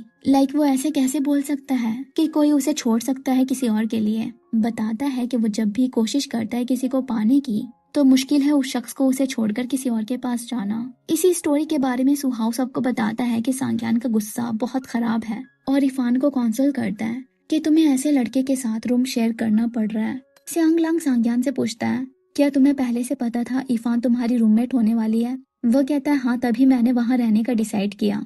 पास्ट में इरफान जब डांस स्टूडियो में क्लास खत्म होने के बाद भी डांस किया करती तो बाकी उसे भगाती और बोलती तुम्हारी डांस तो इम्प्रेसिव भी नहीं है और तुमने पूरा स्पेस ले लिया है अकेले डांस करने के लिए। वो कहती क्लास ओवर होने में अभी भी 10 मिनट बाकी है, पर वो लड़कियां उसे टॉन्ट करना बंद नहीं करती, बार बार यहाँ से निकल जाने को बोलती है। तो सांग्यान जो ये सब सुन रहा था अंदर आकर कहता है, कहा ना उसने 10 मिनट बाकी है, और वैसे भी किसने कहा ये अकेली है। वहाँ बैठ जाता है और उसे डांस करते देख ब्लश करता रहता है। हाई स्कूल का सीन दिखाया जाता है। विंटर वेकेशन की छुट्टी मिल रही है और टीचर सभी को एंट्रेंस के लिए वेकेशन में भी पढ़ाई करने की मोटिवेशन दे रहे होते हैं। इरफान सांग्यान से पूछती है, तुम्हारे ज्यादा बुक्स वगैरह नहीं है? वो कहता है, हाँ मैंने ज्यादातर घर पे रख दिए हैं जहाँ मैं मन लगाकर पढ़ाई करने वाला हूँ, पर लगता है तुम्हें मेरी बहुत फिक्र है। तभी सुहा उसे बास्केटबॉल खेलने का बोलता है तो वो मना कर देता है और इरफान को देखकर कहता है, नहीं मैं सीधे घर जाकर पढ़ाई करूंगा। वो भी सांग्यान के गिफ्ट को हमेशा मुस्कुराते हुए देखा करती है और एक रोज सांग्यान ये देख लेता है जब वो उसके पीछे पीछे जा रहा था। वो बोलती है, तुम ना पढ़ाई करते हो ना बास्केटबॉल खेल रहे हो, क्या लोगों को स्टॉक करना सीख रहे हो? वो बताता है कि वो भी उसी डायरेक्शन में जा रहा है बस पकड़ने के लिए। वो बोलती है, अच्छा पर मैंने तुम्हें पहले कभी नहीं देखा। वो पूछता है, क्यों, तुम भी मुझ पे नजर रखती हो क्या? वैसे तुम कहाँ रहती हो बता दो, ताकि उसे स्टॉप में अटेंटिव रहूं और हम दोनों साथ स्कूल आ सके। अभी वो लोग आए हैं खाना खाने जहाँ वो शियान लांग को इरफान की देखभाल करते हुए देखता है, लाइक उसके लिए डिशेस लाना, उसके पसंद नापसंद के हिसाब से ऑर्डर देना, पर चाव की लाइक्स डिसलाइक्स भूल बैठा है। सो वो उसके ऑर्डर्स चेंज करने जाता है। ये देख रहा सुहाव कहता है, लग रहा है तुम अपनी दो बीवियों का ध्यान रख रहे हो। वो कहता है, ऐसा इसलिए लग रहा होगा क्योंकि हम किंडरगार्टन से ही क्लोज हैं और ऐसे एक दूसरे की देखभाल करते हैं। सांग्यान सुहाव से कहता है, देखो इन तीनों की फैमिली को और यहाँ हम दोनों की। उसके चेहरे से जेलेसी साफ झलक रही होती है। दिन सब आते हैं उसके रेस्टोरेंट। जब इरफान, चाव और शांग अकेले होते हैं तब चाव कहते हैं, यार ये सांग्यान के साथ कुछ प्रॉब्लम है क्या? खाते वक्त एक बार भी स्माइल नहीं किया, कैसे रहोगी उसके साथ? एक काम करो, तुम श्यांग के घर चली जाओ और वो तुम्हारे बदले सांग्यान के साथ रह लेगा। वो कहती है, नहीं इसमें तो बहुत दुश्वारी हो जाएगी सबके लिए। दिन वहाँ सुहाव और सांग्यान आते हैं वेटर के साथ और सबको डिफरेंट डिफरेंट मॉकटेल सर्व कराते हैं। दिन सब एक गेम खेलते हैं, जो हारेगा उसे ट्रूथ और डेयर में से चूज करना पड़ेगा। सो पहले सुहाव की बारी आती है और वो डेयर चूज करता है। कार्ड्स में लिखे होते हैं क्या ट्रूथ होगा क्या डेयर। सो उसका डेयर था यहाँ पे मौजूद किसी को किस करना है। इरफान और चाव तो मुंह घुमा लेते हैं। सो वो जाता है अपने बेस्ट फ्रेंड सांग्यान के पास और कहता है, यार तुम ही मेरी आखिरी उम्मीद हो। तुमने भी तो कॉलेज के टाइम पे गेम्स में जियाशु को किस किया था। इवन चाव को भी जियासु के बारे में पता होता है क्योंकि वो भी नानवू यूनिवर्सिटी में पढ़ती थी। वही सुहाव सांग्यान के गालों पे किस कर देता है और वो शर्म के मारे पानी पानी हो जाता है। उसके बाद बारी आती है इरफान की। वो ट्रूथ चूज करती है। उसको बताना था यहाँ पे मौजूद लड़कों की एक अच्छी क्वालिटी। सो वो सुहाव को रिच बोलती है, श्यांग लांग को स्मार्ट, हैंडसम, कंसिडरेट, जिसपे सांग्यान उसे याद दिलाता है कि सिर्फ एक ही क्वालिटी बतानी है। फिर वो सांग्यान को क्वाइट, काम और कॉन्फिडेंट कहती है। उसके बाद बारी आती है श्यांग लांग की। वो भी ट्रूथ चूज करता है और उसका सवाल था एक चीज जिसके लिए वो आज भी रिग्रेट करता है। वो कहता है अब्रॉड जाना। अगर नहीं जाता तो मैं इरफान के साथ यही यूनिवर्सिटी में पढ़ता। सो बेसिकली कॉलेज टाइम पे चियाओ, सुहाव और सांग्यान नानवू यूनिवर्सिटी गए थे और इरफान यही यूनिवर्सिटी। हालांकि उसके मार्क्स अच्छे थे लेकिन फिर भी उसने यही चूज किया। श्यांग का एडमिशन भी वही हुआ था। ये सुनकर सांग्यान को याद आता है कि जब उसने इरफान से पूछा था यही यूनिवर्सिटी चूज करने का रीजन, तो उसने कहा था कि उसने किसी के साथ प्लान बनाया था वहां जाने का। तो उसे लग रहा है कि ये श्यांग लांग ही था। चिया भी बताती है इरफान पहले उसके साथ ही नानवू यूनिवर्सिटी जाना चाहती थी लेकिन मेन टाइम पे डिच कर दिया। आखिर में सांग्यान की बारी आती है जो जानबूझकर हारता है।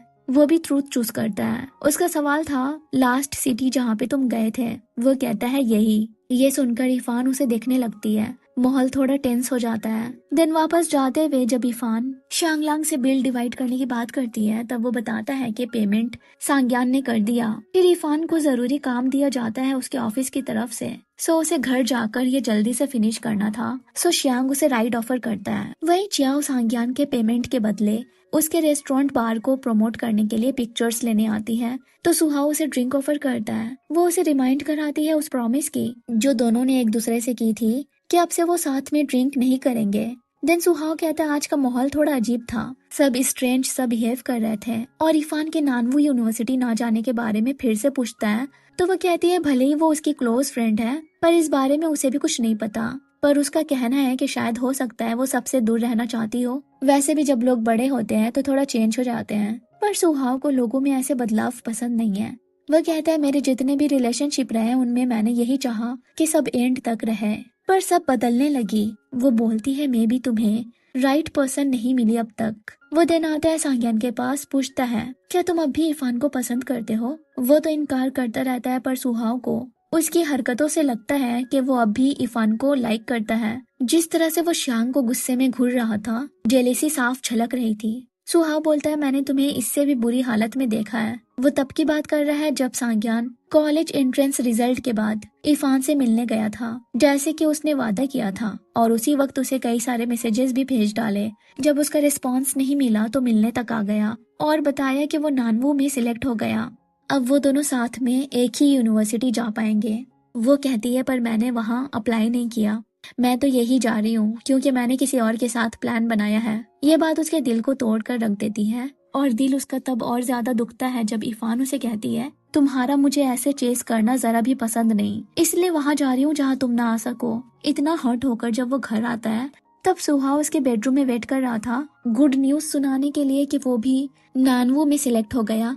उसने तो सोचा था इसकी खुशी सेलिब्रेट करेगा, पर वो सांग्यान के मूड को ही ऑफ देखता है। यह शांग इरफान को बोलता है तुम हमेशा ऐसे ही गुमसुम रहती हो। इवन हमारे 3 लोगों के ग्रुप में भी मैं और चियाओ ही बात करते हैं। मैं क्यूरियस हूँ आखिर कौन सी चीज तुम्हारी अटेंशन खींचेगी। वो बोलती है मेरी लाइफ ऐसे ही बोरिंग है। वो कहता है बोरिंग चीजों की भी बात की जा सकती है। अगर खुश हो तो स्माइल करो, हंसो, दुखी हो तो रो लो। मुझसे एक वादा करो, अगर तुम्हें फ्यूचर में कोई भी डिफिकल्टीज आई तो मुझसे फौरन शेयर करोगी। वो कहती है ओके। देन वो पूछता है तुम नानवू यूनिवर्सिटी में जाना चाहती थी, फिर अचानक से मन कैसे बदल लिया। दुख नहीं होता अपने डिसीजन पे। वो कहते हैं अगर जान रहे हो ये बात मेरे लिए हर्टफुल है तो पूछ ही क्यों रहे हो। यहाँ सांग्यान स्कूल स्टूडेंट्स को देखकर याद करता है जब इरफान ने वादा किया था कि वो दोनों बहुत मेहनत करेंगे ताकि नानवू यूनिवर्सिटी में साथ जा सके। सो इसलिए उसने बास्केटबॉल खेलना भी बंद कर दिया और सिर्फ पढ़ाई करता। वो घर आती है पर सांग्यान को कमरे में नहीं देखती, पर उसने वादे के मुताबिक उसे मैसेज करके इन्फॉर्म कर दिया होता है कि आज वो घर नहीं लौटेगा। वो उसे रिप्लाई में लिखना चाह रही थी तुम्हें तो सच में प्रॉमिस याद है, पर इसे मिटाकर लिखती है ओके। कई दिन हो जाते हैं वो रूम में नहीं आता, बार में ही सोता है। फिर दिखाया जाता है हाई स्कूल के टाइम पे वो स्कूल सवेरे निकला करता बस में इरफान से कैचअप करने के लिए। इवन उसके बस में आते ही अपने सीट पे बैठा देता और खुद खड़ा रहता। एट प्रेजेंट उनके बीच बस यही मैसेजेस चलते। वो कहता आज मैं नहीं आऊंगा और वो रिप्लाई में ओके लिखती।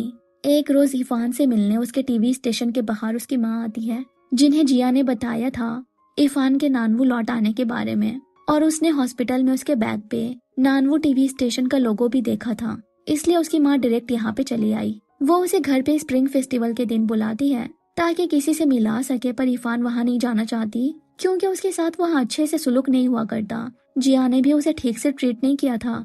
उसकी माँ कहती है मैं जानती हूँ इन कई सालों में मेरी वजह से तुम्हें बहुत तकलीफ उठानी पड़ी, पर तुम बताओ मैं सब सही कैसे करूँ।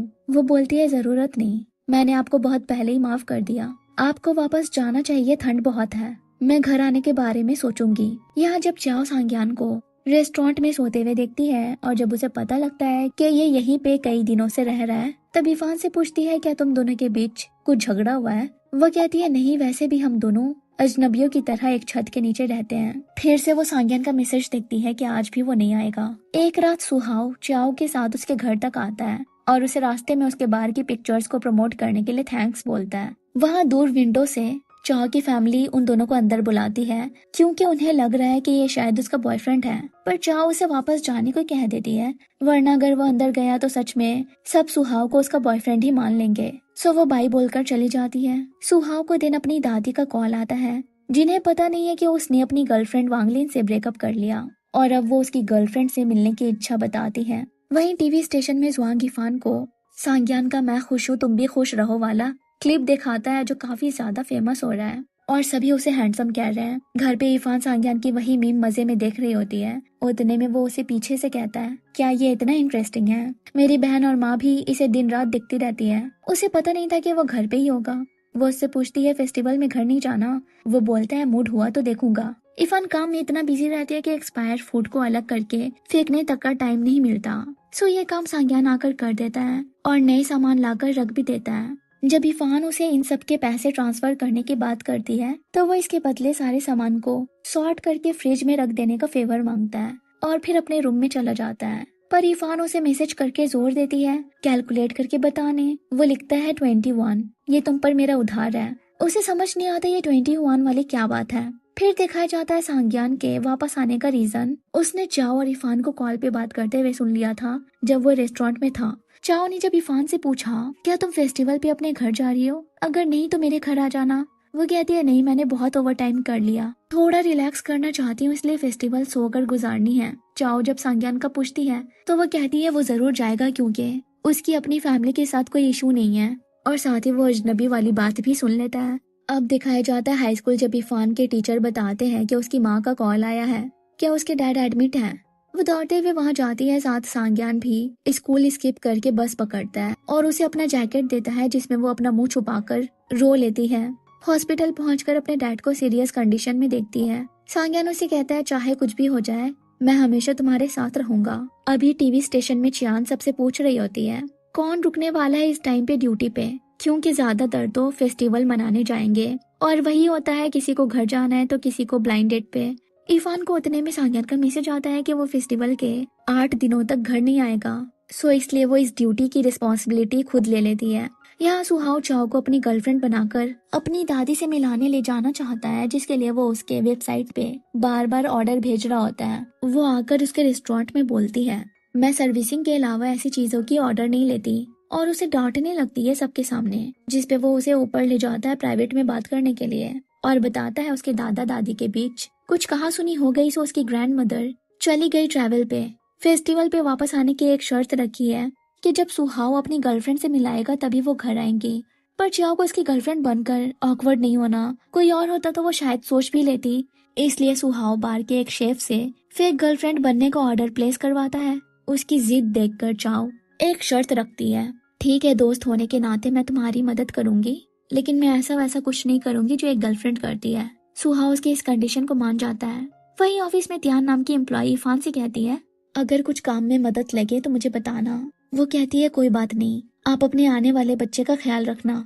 चूंकि वो प्रेग्नेंट है और सिंगल मदर बनने वाली है, बेबी के फादर को उसने छोड़ दिया, उसे बस अपने बच्चे की फिक्र है कि क्या वो उसके डिसीजन को कभी एक्सेप्ट करेगा। जिस पे इरफान कहती है आजकल के बच्चे ज्यादा अंडरस्टैंडिंग होते हैं। ये सुनकर त्यांग को भी तसल्ली मिलती है। इरफान देर तक काम करके घर लौटती है और चाओ और उसकी फैमिली के साथ वीडियो कॉल पे फेस्टिवल सेलिब्रेट करती है। वो चुपचाप उन्हें खुशी मनाते हुए देखती है। फिर चाओ फायर क्रैकर्स जलाने के टाइम बाय बोलकर कॉल कट कर देती है और इरफान अकेले अपने बिल्ली के साथ टीवी देख रही होती है। उतने में दरवाजा अनलॉक होता है और सांग्यान अंदर आता है। वो पूछती है पर तुमने तो कहा था नहीं आओगे। वो बोलता है घर पे रिलेटिव्स बहुत हैं, सो रूम खाली नहीं था, पर असल में तो वो फैमिली डिनर पे जल्दी जल्दी खाना फिनिश करके इरफान के लिए आया होता है। अपने साथ कुकिंग करने के कुछ सामान भी लाता है। वो पूछती है क्या तुमने डिनर नहीं किया अपनी फैमिली के साथ, पर वो कुछ जवाब नहीं देता है। फिर उसे कहता है मैंने गलती से ज्यादा बना दिया तो मेरे साथ खा लेना। उसे उसके बनाए नूडल्स बहुत टेस्टी लगते हैं। ये दोनों की रीयूनियन के बाद साथ की पहली डिनर होती है।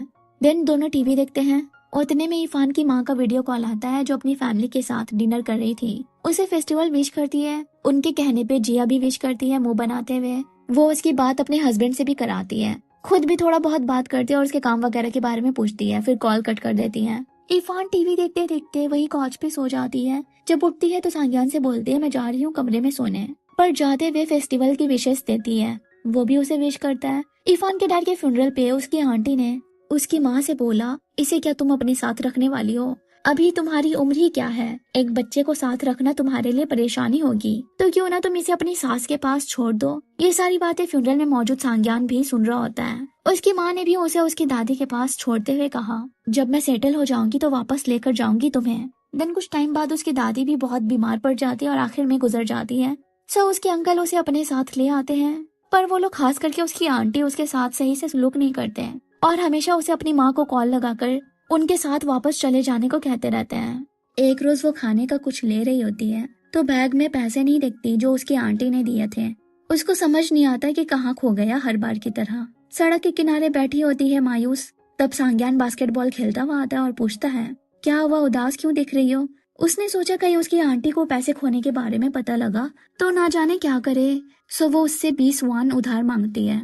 वो पैसे लेकर नहीं आया होता, लेकिन दौड़ते हुए घर से 21 लेकर आता है। इरफान के एक्सप्रेशन ऐसे होते हैं जैसे वो बस रो देगी, इसलिए कहता है बस कुछ पैसे ही तो थे, दोबारा अगर खो जाए तो मुझसे कहना। ये उतने ही अमाउंट थे जिसके बारे में वो पिछली बार मैसेजेस पे कह रहा था।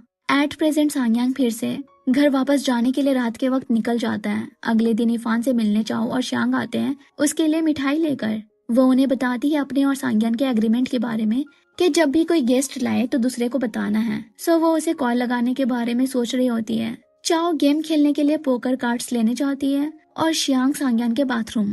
तभी उसे उसका कॉल आ जाता है जो बताता है कि उसने दलिया कुछ ज्यादा मंगा लिया था। सो उसे खा लेने को कहता है, पर उतने में श्यांग के बाथरूम से बाहर आकर इरफान से बात करने की आवाज सुनता है। देन चाओ की भी आवाज आती है। वो पूछता है क्या लोग आए हैं वहाँ पे और लड़का भी है। वो कहती है हाँ चाओ और श्यांग आए हैं, मैं तुम्हें बताने वाली थी पर तुम्हारा ही कॉल पहले आ गया। श्यांग का नाम सुनते उसका दिल जलने लगता है और वो बहाना करता है कि शोर बहुत है यहाँ पे, मैं रख रहा हूँ। यहाँ इरफान सोच रही होते हैं कि वो आएगा तो नाराज होगा, सो दोनों को बाहर कहीं चलने को कहती है। चाओ को तो घर पे ही रहकर मस्ती करनी थी क्योंकि बाहर बहुत ठंड है, पर श्यांग तो इरफान के डिसीजन पे ओके था। सो वो लोग आते हैं एक शांत सी जगह पे। उतने में चाओ को सुहाव का कॉल आता है जो वांगलिन के बारे में रिहर्स करने के लिए बुलाता है।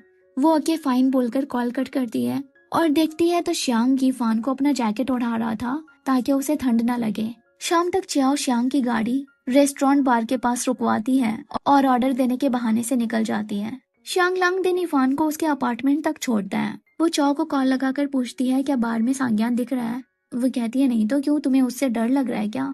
वो बोलती है नहीं मैं बस ऐसे ही पूछ रही थी। तभी श्यांग उसे किसी रेस्टोरेंट चलने की बात करता है, लेकिन इरफान को अचानक से याद आता है कि उसने सांग्यान का रखा हुआ दलिया नहीं खाया। तो वो श्यांग को मना कर देती है और बाय बोलकर भागते हुए अपने रूम में जाती है। चेक करती है तो दलिया गायब था क्योंकि उसे सांग्यान खा रहा था। वो पूछती है तुम कब आए। वो बोलता है दोपहर को और उसे एग्रीमेंट का याद दिलाता है कि जिसने ये रूल बनाया वही खुद भूल गई। वो सॉरी कहती है तो वो बोलता है क्यों ना मैं भी कल यहाँ पे किसी को बुलाऊं। वो सोच रही होती है कहीं इसने गर्लफ्रेंड तो नहीं बना लिया, क्या पता उसे यहाँ मिलाने के लिए ला रहा हो। पास्ट के सीन में हम वेनिफान और सांग्यान के गार्डियन को ऑफिस रूम में देखते हैं जिसे टीचर ने बुलाया था क्योंकि सांग्यान ने इरफान के लिए किसी लड़के को बुरी तरह से मारा था। वह उन्हें स्कूल रोमांस में डिस्ट्रैक्ट होकर अपना करियर बर्बाद करने से मना करते हैं। इरफान क्लियर करती है कि उनके बीच कोई रिलेशनशिप नहीं है। ये सुन रहा सांग्यान भी बताता है कि उसकी फीलिंग्स वन साइडेड है, इसमें इरफान की कोई गलती नहीं है। सो टीचर उसे यही सलाह देते हैं ये स्टेज पढ़ने और कुछ कर दिखाने का है, रोमांस तो बाद में भी हो सकती है। इरफान के कैरेक्टर सही होने पे भी उसकी आंटी उसे बेशर्म और लड़कों को सिड्यूस करने वाली कहती हैं और यहाँ सांग्यान के पेरेंट्स उसे इतनी अच्छी लड़की पसंद करने की शाबाशी दे रहे होते हैं, पर उसे रिलेशनशिप के लिए यूनिवर्सिटी तक वेट करने को भी कहते हैं। वहीं इरफान की आंटी जो बेयू शिफ्ट हो रही थी उसके स्कूल भी ट्रांसफर करवा देती है और कहती है वहां जाने के बाद इस लड़के से सारे ताल्लुकात तोड़ देना होगा। एट प्रेजेंट जब इरफान काम से निकल रही होती है तब सांग्यान उसे मैसेज करके आते वक्त पिज्जा लाने को कहता है क्योंकि कोई डिमांड कर रहा है पिज्जा खाने की, लेकिन फ्लेवर इरफान की पसंद की लाने को बोलता है। जब वो ये लेकर आती है तो घर पे जी को देखती है जिसे लगा था जियाशु सांग्यान का रूममेट होगा। वो दोनों से पूछती है क्या उनके बीच कुछ चल रहा है क्या, पर वो बताते हैं वो लोग बस अपार्टमेंट शेयर कर रहे हैं। जिसपे वो इरफान से कहती है वही मैं सोचूं, तुम इतनी सुंदर हो और कहा मेरा भाई एकदम अगली। जी बताती है उसे घर पे पिज्जा खाने नहीं दिया जाता है, इसलिए वो यहाँ अपनी क्रेविंग मिटाने आ गई। सांग्यान उसे बोलता है जल्दी से ये खाकर पढ़ाई करने में लग जाओ। इरफान जी से पूछती है तुम यहाँ शांति से स्टडी करने आई हो क्योंकि घर पे बहुत मेहमान होंगे। वो बोलती है मेहमान, ये किसने कहा, घर एकदम शांत है, सिर्फ मैं और मॉम डैड, भाई तो आता भी नहीं है जल्दी। इरफान को रियलाइज होता है सांग्यान ने पिछली बार झूठ कहा था ताकि वो फेस्टिवल पे उसके साथ रियूनियन डिनर कर सके। जी उससे पूछती है तुम सांग्यान की क्लासमेट हो ना, मुझे याद है तुम उसकी सभी फीमेल क्लासमेट से सबसे सुंदर थी। इरफान भी बताती है उसे भी याद है कि वो उसकी बहन है क्योंकि एक बार वो खो गई थी। ये सारी बातें सांग्यान कान लगाकर सुन रहा होता है। जी अपने भाई की पोल खोल देती है कि उस रोज वो खोई नहीं थी, बस खोने का नाटक कर रही थी सांग्यान के कहने पे। तो हाई स्कूल के टाइम पे सांग्यान ने एक दफा अपनी बहन को कैंडी का लालच दिया और बदले में खोने की एक्टिंग करने को कहा। इरफान को देखते ही वो झाड़ियों में छुप गया और जी रोने लगी। वो उसके पास आई और पूछा क्यों रो रही हो। उसने बताया उसका भाई इसी स्कूल में पढ़ता है, वो मिल नहीं रहा, उसने उसे फ्लाईओवर पे वेट करने को कहा था। सो इरफान उसे वहां तक ले जाती है जहां सांग्यान जल्दी से पहुंचकर ऐसे खड़ा था जैसे सच में अपनी बहन का वेट कर रहा हो। वो अपनी बहन से इरफान को मिलाता है। जी भी अपने भाई का इशारा समझकर इरफान को साथ आइसक्रीम खाने चलने की बात करती है। बेचारा अपना भांडा फूटने पे एम्बैरेस हो रहा होता है। इरफान कुछ ऑफिस वर्क करने के लिए कमरे में चली जाती है। डिनर के वक्त इरफान जी से पूछती है एंट्रेंस एग्जाम के बाद कौन सी यूनिवर्सिटी में जाने का इरादा है। वो बताती है वो नानवो और यही में से किसी एक को चूज नहीं कर पा रही। इरफान बताती है दोनों ही यूनिवर्सिटी बहुत अच्छा है, बस यही नानवू से बहुत दूर है। जी जब पूछती है वो किस मेजर और यूनिवर्सिटी से ग्रेजुएट हुई तो इरफान बताती है यही से नेटवर्क और मीडिया में। जी बोलती है पर इस मेजर के लिए नानवू एक बेटर चॉइस था तो फिर यही क्यों। सांग्यान भी खाना रोक देता है और उसका जवाब सुनने का इंतजार करता है क्योंकि उसे भी रीजन जानना है। वो बहाना करती है कि वो अपने मेजर को लेकर श्योर नहीं थी, कट ऑफ स्कोर्स को लेकर भी क्लियर नहीं थी इसलिए। पर सांग्यान को यह जवाब कन्विंसिंग नहीं लगता है और वो खाने के टेबल से उठ जाता है। जी इरफान से पूछती है क्या उसका भाई कभी भी उसका बॉयफ्रेंड रहा है, क्योंकि उसने अपने पेरेंट्स से उसके अर्ली रोमांस के बारे में सुना था। पर सांग्यान उसकी बात को काट कर घर चलने को कहता है। कार में बैठे जी उसे कहती है मुझे लगता है तुम इरफान को सही से ट्रीट नहीं करते, वो कितनी अच्छी है, तुम्हें भी उसके साथ अच्छे से रहना चाहिए। पता है लड़कियों को वही लड़के पसंद आते हैं जो जेंटल, केयरिंग और अटेंटिव हो, बिल्कुल जियाशु की तरह। देखो तुम्हें अपना एटीट्यूड चेंज करने की जरूरत है क्योंकि सिर्फ अपने लुक से तुम उसे जीत नहीं पाओगे। वो ये भी बताती है कि इरफान सांग्यान के जॉब के बारे में पूछ रही थी कि क्या वो रेस्टोरेंट बार के अलावा भी कोई काम करता है। जी ने बताया करता था पर छोड़ दिया। सांग्यान जी को पार्किंग लॉट के पास छोड़कर ही वापस अपार्टमेंट आता है, अपने घर तक नहीं जाता। इरफान को बालकनी से फायरवर्क्स का नजारा एंजॉय करते हुए देखता है। वो बताती है उसे बचपन में पटाखे कितने पसंद थे। वहीं सुहाव चाव को लैंटर्न फेस्टिवल पे अपने घर ले आता है और अंदर जाने से पहले उसे सलाह देता है कम बोलने और ज्यादा खाने की, ताकि उसके मुंह से कुछ ऐसा वैसा ना निकल जाए कि वो लोग पकड़े जाएं। साथ उसे बोलता है आज के लिए तुम वांगलिन हो, ये भूलना मत। सो वो भी वांगलिन से रिलेटेड सारी चीजें उसके सामने रिहर्स करके बता भी देती है कि वो किस यूनिवर्सिटी में जाती थी, कब वो सुहाव के साथ रिलेशनशिप में आई और कब कब उनका ब्रेकअप होता था। सुहाव शॉक्ड होकर पूछता है इतना इन्फॉर्मेशन कहाँ से पता चला। उसने बताया कि वो इरफान की आईडी से उसके पोस्ट पढ़ा करती थी। वही इरफान की माँ ने उसके टीवी स्टेशन पे रेड एनवेलप छोड़ा होता है। वो इसे देखकर याद करती है जब उसके फादर हॉस्पिटलाइज्ड थे, तब भी उसे रेड एनवेलप दिया करते और उसे खुश रहने को कहते हैं। इरफान कहा करती जब वो ठीक हो जाएंगे तो वो उन्हें घुमाने ले जाएगी, उनका ध्यान रखेगी जैसे अब तक वो उसका रखते आए हैं। पर वो कहते हैं उसे अपनी माँ का ध्यान रखने क्योंकि उनके पास वक्त ज्यादा नहीं बचे थे। उसी बात को याद करके वो अपनी माँ को कॉल लगाती है और उनके पास वीकेंड पे आने की बात करती है, लेकिन वो उसे आज ही आने पे जोर देती है। उसे समझ नहीं आता उन्हें किस बात की इतनी जल्दी है, फिर भी वो आज उनके घर जाने की हामी भर देती है। वहाँ हम सुहाव की दादी को देखते हैं जो अब तक उसके दादा से रूठी हुई नजर आ रही है। इसलिए सुहाव अपने दादा से इस बारे में बात करने किचन आता है जहाँ वो सबके लिए कुक कर रहे थे। पर वो उसे बोलते हैं वो जब से घर आई है ठीक ही है और आज तो तुम्हारी गर्लफ्रेंड से मिलकर उसकी खुशी जरूर बढ़ जाएगी। खाने के मेज पे जब सब उसे अपनी गर्लफ्रेंड को प्रॉपरली इंट्रोड्यूस करने को कहता है तब वो उसे वांगलिन की जगह चाव कह देता है, जिसपे वो उसकी गलती सुधारती हुई बोलती है कि वो चाव नाम के ब्रिज के पास रहती है पर उसका नाम तो वांगलिन है। लेकिन इन लोगों ने इस ब्रिज के बारे में पहले कभी नहीं सुना। वो लोग बोलते हैं क्योंकि वो नया नया बना है ना इसलिए। पर उसकी दादी को तो शक होना शुरू हो जाता है। ऊपर से वांगलिन हुनान से है तो वहाँ के लोग स्पाइसी खाना मजे में खाते हैं, लेकिन चाव से ये खाना खाया ही नहीं जाता। जब वो अपनी कार वॉश करती हैं तो चाव उनकी हेल्प करने लग जाती है। ये काम वो इतने अच्छे से कर रही थी कि सुहाव की दादी को वो एक प्रोफेशनल लगती है। चाव उन्हें कुछ एसेंशियल ऑयल के बारे में भी बताती है जिसे लगाने से रिफ्रेशिंग लगता है और ड्राइविंग करते वक्त नींद को गायब कर देता है। वो उससे पूछ ही लेती है कि ये सब के बारे में उसे इतना कैसे पता है। चाव बताती है क्योंकि वो इस तरह के काम करती है। जिसपे वो कहती है मेरा पोता चलता फिरता एटीएम है तो फिर तुम्हें काम करने की क्या जरूरत। जब चाव नजरें चुराने लगती है तब वो कहती है तुम्हें छुपाने की जरूरत नहीं, मैं जान चुकी हूँ तुम वांगलिन नहीं हो। मैंने चाव ब्रिज के बारे में सर्च किया पर ऐसा कोई ब्रिज पूरे नानवो में कहीं नहीं है। वो भी अपना सच बता देती है कि वो वांगलिन नहीं है। उससे तो सुहाव का ब्रेकअप हो गया और उनके पोते ने उसे फेक गर्लफ्रेंड बनने के लिए सिर्फ इसलिए कहा ताकि वो घर वापस लौट आए।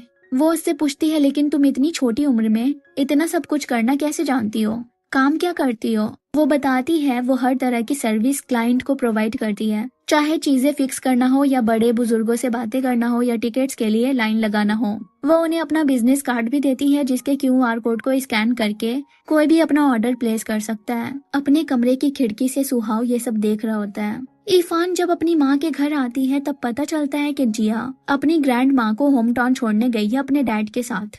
तब उसे समझ आता है उसकी माँ उसे आज ही क्यों बुला रही थी। वो देखती है उन्हें अपने लिए इमोशनल होते हैं। इवन आज उन्होंने उसकी फेवरेट डिश भी बनाई थी। तभी एक छोटा बच्चा उन्हें माँ कहकर आवाज लगाता है। वो इरफान को इस बच्चे से मिलाती है जो उसका हाफ ब्रदर शीन है, जिसे वो पिछली बार उसे मिलाना चाह रही थी।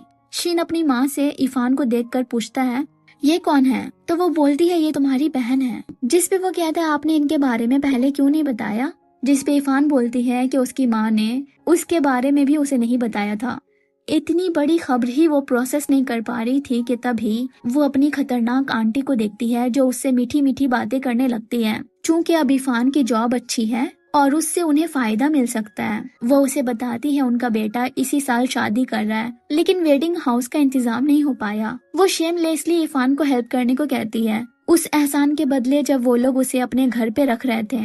इरफान भी उन्हें करारा जवाब देती है मैं एक औरत को जानती हूँ, वो काफी अमीर है, आपसे बस 2 साल की छोटी होगी, क्यों ना आप अपने बेटे की शादी उसे से करा दे। फिर आपको वेडिंग हाउस के बारे में तो क्या किसी भी चीज के लिए परेशान नहीं होना पड़ेगा। जिस पे वो गुस्से में उसे नाशुक्र कहने लगती है जिसे उन्हें कभी अपने घर पे पनाह ही नहीं देनी चाहिए थी। इरफान अपनी माँ से कहती है मैं यहाँ सिर्फ अपने डैड से किए वादे की वजह से आई, पर अब से मैं यहाँ कदम नहीं रखने वाली, समझ लेना मैं भी उनकी तरह मर गई हूँ। वो घर उदास होकर आती है तभी उसे बाहर से पटाखे की रोशनी आती है। बालकनी से देखती है तो नीचे सांग्यान बच्चों के साथ फायरवर्क्स जला रहा था और उसे भी नीचे बुलाता है। उसे स्पार्कलर देता है जिससे उसे अपने डैड की याद आ जाती है जब वो उनके साथ न्यू ईयर हॉलीडे पे इसी तरह से पटाखे जलाया करती। पास्ट में इरफान की माँ उसके स्कूल के बाहर अपनी कार में आती है उसे कहने के उसे अपना डांस का शौक छोड़ देना चाहिए क्योंकि ये एक्सपेंसिव होता है और उनके हस्बैंड यानी जिया के डैड जेंग का क्लिनिक भी लॉस कर रहा था। इरफान ने बोला वो खुद प्रैक्टिस कर लेगी, उसे किसी ट्यूटर की जरूरत नहीं है। जिस पे उसकी माँ पूछती है और ये तुम कहाँ करोगी, अपनी आंटी के घर पे या फिर किसी डांस स्टूडियो पे जिसे हम फिलहाल अफोर्ड नहीं कर सकते क्योंकि अभी हमें जिया के आर्ट्स स्टडी पे फोकस करना है वरना वो कॉलेज कैसे जा पाएगी। इरफान खामोश हो गई। ये सारी कॉन्वर्सेशन सांग्यान सुन रहा था इसलिए उसे एक अबैंडन एलिमेंट्री स्कूल के छत पे ले आया और कहा कि तुम्हारे पास प्रैक्टिस की कोई जगह नहीं है तो हमें इसी जगह से काम चलाना पड़ेगा। इरफान ने चुपचाप उस प्लेस को एक्सप्लोर किया, फिर सांग्यान को थैंक्स कहा। उसे खुशी में नाश्ता देख उसने भी बोला जब भी किसी मदद की जरूरत हो तो मुझे याद कर लेना। अभी उन दोनों के साथ रहे महीने बीत गए। हम इरफान की आंटी और उसके कजन को उसे परेशान करता देखते हैं जिससे बचकर वो भाग रही होती है और अचानक से खुद को अंधेरी जगह पे पाती है। आगे जाते जाते उसे एक रोशनी नजर आती है। फिर हम उसे अपने रूम से बाहर स्लिप वॉक करते देखते हैं। सामने सांग्यान खड़ा था जो जस्ट शावर लेकर निकला था। वो उसे टीज करता है वाह क्या सही टाइम पे आई हो, लगता है तुम्हें हैंडसम लड़के शावर लेने के बाद कैसे दिखते हैं वो देखना था, है ना। पर वो तो होश में ही नहीं होती और सीधे उसे हग कर लेती है। सांग्यान शॉक्ड हो जाता है। वैसे ही स्टैचू बना उससे पूछता है इसका क्या मतलब मैं समझूं, पर इरफान उसे बहुत देर तक चुपचाप होल्ड करके रखती है और आखिर में वापस अपने रूम में चली जाती है। पीछे सांग्यान कंफ्यूज हो जाता है और रात भर सो नहीं पाता और यहाँ वो मस्त नींद से उठती है। जब वॉशरूम में होती है तो सांग्यान का पिछले रात किया हुआ मैसेज पढ़ती है जिसमें लिखा था चल क्या रहा है तुम्हारे साथ, पर उसे कुछ समझ नहीं आता ये कह क्या रहा है, इसलिए पूछती है क्या उसने ये मैसेज किसी गलत इंसान को भेज दिया है। यह देखकर वो और भी ज्यादा कंफ्यूज हो जाता है और उसे रिप्लाई में क्वेश्चन मार्क और थम्स अप का इमोट भेजता है। इरफान को कुछ भी समझ नहीं आता। उसे लगता है शायद सांग्यान उसे सुबह सुबह इनकरेज कर रहा है। फिर भी टीवी स्टेशन जाने से पहले उससे पूछती है क्या तुम्हें मुझसे कुछ बात करनी थी। वो पूछता है तुम बताओ आखिर वो सब का मतलब क्या था, क्या ऐसे ही प्रिटेंड करोगी जैसे कि पिछली रात कुछ हुआ ही ना हो। इरफान को लगता है कि शायद ये इसलिए चिढ़ रहा है क्योंकि उसने पिछले रात पटाखे नहीं जलाए। वो बोलता है ठीक है वैसे भी वो मेरे लिए कोई बड़ी बात नहीं थी, लेकिन फ्यूचर में जब दोबारा ऐसे करो तो मुझे एक्सप्लेनेशन चाहिए। वो भी ओके कहकर काम को निकल जाती है। तियान बताती है उसे कुछ दिनों से ठीक से नींद नहीं आ रही, शायद प्रेगनेंसी की वजह से। उससे पूछती है तो वो बताती है कि वो तो बहुत मजे में सोई, इवन सपने भी देखा। वो पूछती है बताओ यार क्या देखा, शायद मैं इसके पीछे का मीनिंग बता सकूं। इरफान ने कहा मैं ख्वाब में एक घने अंधेरे जंगल में फंसी थी। इससे बाहर निकलने का रास्ता तलाश करते करते आगे बढ़ती रही। अचानक से ठंड बढ़ने लगी तो मैंने अपने कदम तेज कर लिए। तभी मैंने सूरज की रोशनी देखी, इसलिए गर्मी की तलाश में मैं उसके नजदीक जाती रही और आखिर में मुझे वो मिल गया। मैंने उसे गले भी लगाया। तियान को यह ड्रीम बहुत ही कॉम्प्लिकेटेड लगी। इसका हिडन मीनिंग के बारे में बताना उसके लिए मुश्किल था। वहीं चाव आती है एक फैंसी रेस्टोरेंट जिसे श्यांगलांग ने बुक कराया था। उसे लग रहा है शायद ये स्पेशल ट्रीटमेंट उसके लिए है, इसलिए अपना ब्रेसलेट दिखाती है जो श्यांगलांग ने दिया था, जिसे वो हर रोज पहना करती है। वो जानना चाहती है ये सिर्फ उसका बर्थडे गिफ्ट था या फिर उस वक्त ये देते हुए उसके दिल में कुछ फीलिंग्स भी थी। श्यांग उसे रॉन्ग आइडिया देने के लिए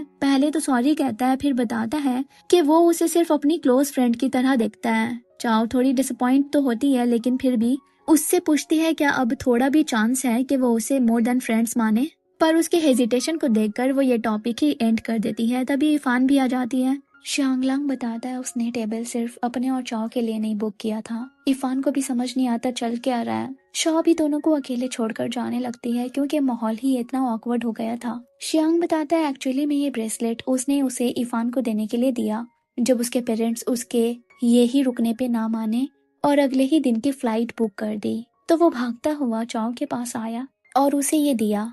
पर इससे पहले कि वो कुछ कह पाए वो भावुक होकर सोच बैठती है कि ये उसका बर्थडे गिफ्ट है। श्यांगलांग ने भी उसका दिल रखने के लिए झूठ कह दिया। वो तहे दिल से उसका दिल तोड़ने के बाद माफी मांगता है और इरफान से कन्फेस करता है वो उसके लिए हाई स्कूल के टाइम से ही अलग फील करता था। चाव भी वो ब्रेसलेट उतार कर कहती है माफी तो मुझे मांगनी चाहिए, जो चीज मेरा था ही नहीं उसे इतने सालों से अपना समझ बैठी। चाव उन्हें अकेले छोड़कर रेस्टोरेंट से निकल जाती है। इरफान उसके पीछे, पर वो कहीं नहीं नजर आती। तभी उसे चियान का कॉल आता है जो अभी के अभी उसे टीवी स्टेशन बुला रही होती है। तभी श्यांगलांग अपनी कार लेकर उसे राइड का ऑफर देता है। इरफान काम से लौटती है तो अपार्टमेंट के एलिवेटर में सांग्यान को कॉल पे देखती है जो कह रहा होता है अरे वो तुम्हें पसंद नहीं करती, क्या उसने तुमसे फ्लर्ट करने की कोशिश की, वो भी तुम्हें हक करके। इरफान से पूछता है तुम एक लड़की हो तो दूसरी लड़की के बिहेवियर के बारे में जानती होगी। इस लड़की ने मेरे दोस्त को हक किया और दूसरे दिन से ऐसा बिहेव कर रही है जैसे उसने कुछ किया ही ना हो। इसका मतलब क्या हो सकता है? तुम्हें नहीं लगता इसके बारे में पुलिस को रिपोर्ट करनी चाहिए? वो बोलती है ये इतना सीरियस भी नहीं है, उसने तो बस गले ही लगाया है, पर ये डिपेंड करता है उसका रिश्ता तुम्हारे दोस्त के साथ किस तरह का है। मे भी उसे कंफर्ट चाहिए होगा, सो ये उतनी बड़ी बात भी नहीं है। यहाँ सांग्यान अपने दोस्त से पूछता है कि उसका रिलेशन उस लड़की के साथ क्या है। वो कहता है यार मैंने तुम्हें सब कुछ पहले ही बता दिया था और उसने मुझे वैलेंटाइन पे चॉकलेट दिया था, गले नहीं लगाया, और वो देने के बाद से वो मुझे कांटेक्ट नहीं कर रही। सांग्यान इरफान को बताता है वो लड़की उसके दोस्त को पसंद करती है। वो बोलती है ये बड़ा इलॉजिकल वाली बात है, जब वो उसे लाइक करती है तो उसके हक करने का मतलब क्लियर है, पर जिस तरह से तुम्हारा दोस्त बता रहा है मुझे नहीं लगता लड़की ने उसे कन्फेस भी किया है, तो मुझे लगता है तुम्हारा दोस्त ही कुछ ज्यादा इमेजिन कर रहा है। ये बोलकर वो अपने रूम में चली जाती है और सांग्यान फ्रस्ट्रेट होकर अपने फ्रेंड चेन से कहता है सुन लिया ना, भ्रम हो रहा है तुम्हें, अब रखो फोन।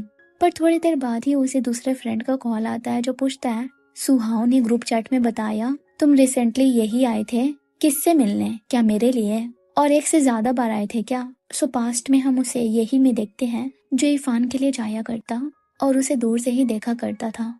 इरफान चाव के पास आती और बताती है कि उसने श्यांगलांग से इस बारे में सारी बातें क्लियर कर दी और कहा कि वो किसी बेहतर को डिजर्व करता है। चाव पूछती है क्या तुमने उसे मेरी वजह से मना किया?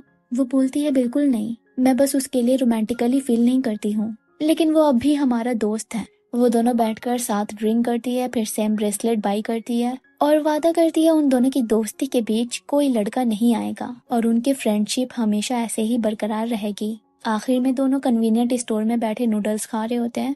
चाओ इसी बीच पूछती है वो सवाल जो उसके मन में काफी टाइम से था, क्या तुमने सांग्यान के लिए कभी फील नहीं किया? क्योंकि मैंने तो स्कूल के टाइम पे उसे तुम्हें अच्छे से ट्रीट करते हुए देखा, इतना समझ आता है कि वो तो तुम्हें बहुत पसंद किया करता था। इरफान बोलती है हाँ थी। चाओ पूछती है और अब तो तुम दोनों रूममेट भी हो, क्या पता तुम दोनों की फीलिंग्स आज भी जिंदा हो? वो बोलती है नहीं, ये सब पास्ट की बात है, वैसे भी वो बहुत जल्द चला जाएगा। वो पूछती है पर तुम दोनों उस वक्त साथ क्यों नहीं थे? इरफान बताती है उसकी डॉर्म मेट कहा करती कि वो इमोशनली डिस्टेंट लड़की है, इवन उसे भी यही लगता है क्योंकि वो ग्रेजुएशन के बाद उनमें से किसी के साथ टच में नहीं रही। उसका मानना है सांग्यान जैसा लड़का किसी ऐसी को डिजर्व करता है जो उसे पैशनेटली प्यार करे। पास्ट में जब इफान बेयू शिफ्ट हो गई तब सांग्यान हमेशा उसके पास आया करता उससे मिलने, लेकिन दोनों ज्यादातर रेस्टोरेंट में बैठकर एंट्रेंस की पढ़ाई करते थे। एक रोज जब इफान को उसकी आंटी का कई कॉल्स आने लगता है तो वो रिसीव नहीं करती और सांग्यान के साथ हॉरर मूवी देखने थिएटर चली आती है। उसने उसे बताया कि इस तरह की डरावनी मूवीज उसे कई चीजों को भुलाने में हेल्प करती है, लेकिन सांग्यान को हॉरर फिल्म देखकर इतना डर लगता है कि सारी मूवीज में वो अपनी आंखें बंद करके रखता है। अभी जब इरफान किसी रास्ते से जा रही थी तब उसने एक होमलेस लड़के को देखा और वो बस उसे घूरने लगती है। तभी दूसरा होमलेस आदमी जिसकी दिमागी हालत सही नहीं थी उसके सामने आकर अजीब सी हरकतें करने लगता है। उस लड़के ने उस आदमी को रोका और इरफान से कहा जल्दी से पुलिस को कॉल लगाने। ऑफिसर जब उससे उसकी पहचान पूछते हैं तब वो बताता है कि वो मू चेंग्यून है। उसकी यूनिवर्सिटी का ड्रामा क्लब दी स्टोरी जू पे परफॉर्मेंस देने वाला है जिसमें उसका कैरेक्टर होमलेस का है, इसलिए वो रियल लाइफ एक्सपीरियंस लेना चाहता था ताकि अपना रोल अच्छे से प्ले कर सके। तभी ध्यान आती है चेंग्यून का इंटरव्यू लेने, जिसे देने के बाद वो वापस लौट रहा होता है पर इरफान को खुद को घूरता हुआ पाता है। वो बोलती है कि वो उसे जाना पहचाना सा लग रहा है, जिसपे वो उसे खुशी खुशी अपना ऑटोग्राफ देता हुआ बोलता है कि उसने लंबे टाइम से एक्टिंग नहीं की फिर भी उसने उसे पहचान लिया, ये उसको बहुत पसंद आया। वापस जाते वक्त ध्यान उसे अपनी एक फ्रेंड के बारे में बताती है जो शेयर्ड रेंटल हाउस ढूंढ रही है और इरफान ने एक बार बताया था कि उसका रूममेट 3 महीने बाद जाने वाला है, तो वो बस जानना चाहती है कि वो एग्जैक्टली कब तक रूम छोड़ रहा है। इरफान ने बोला उसे आइडिया नहीं है, वो एक बार उससे पूछकर सही से बताएगी।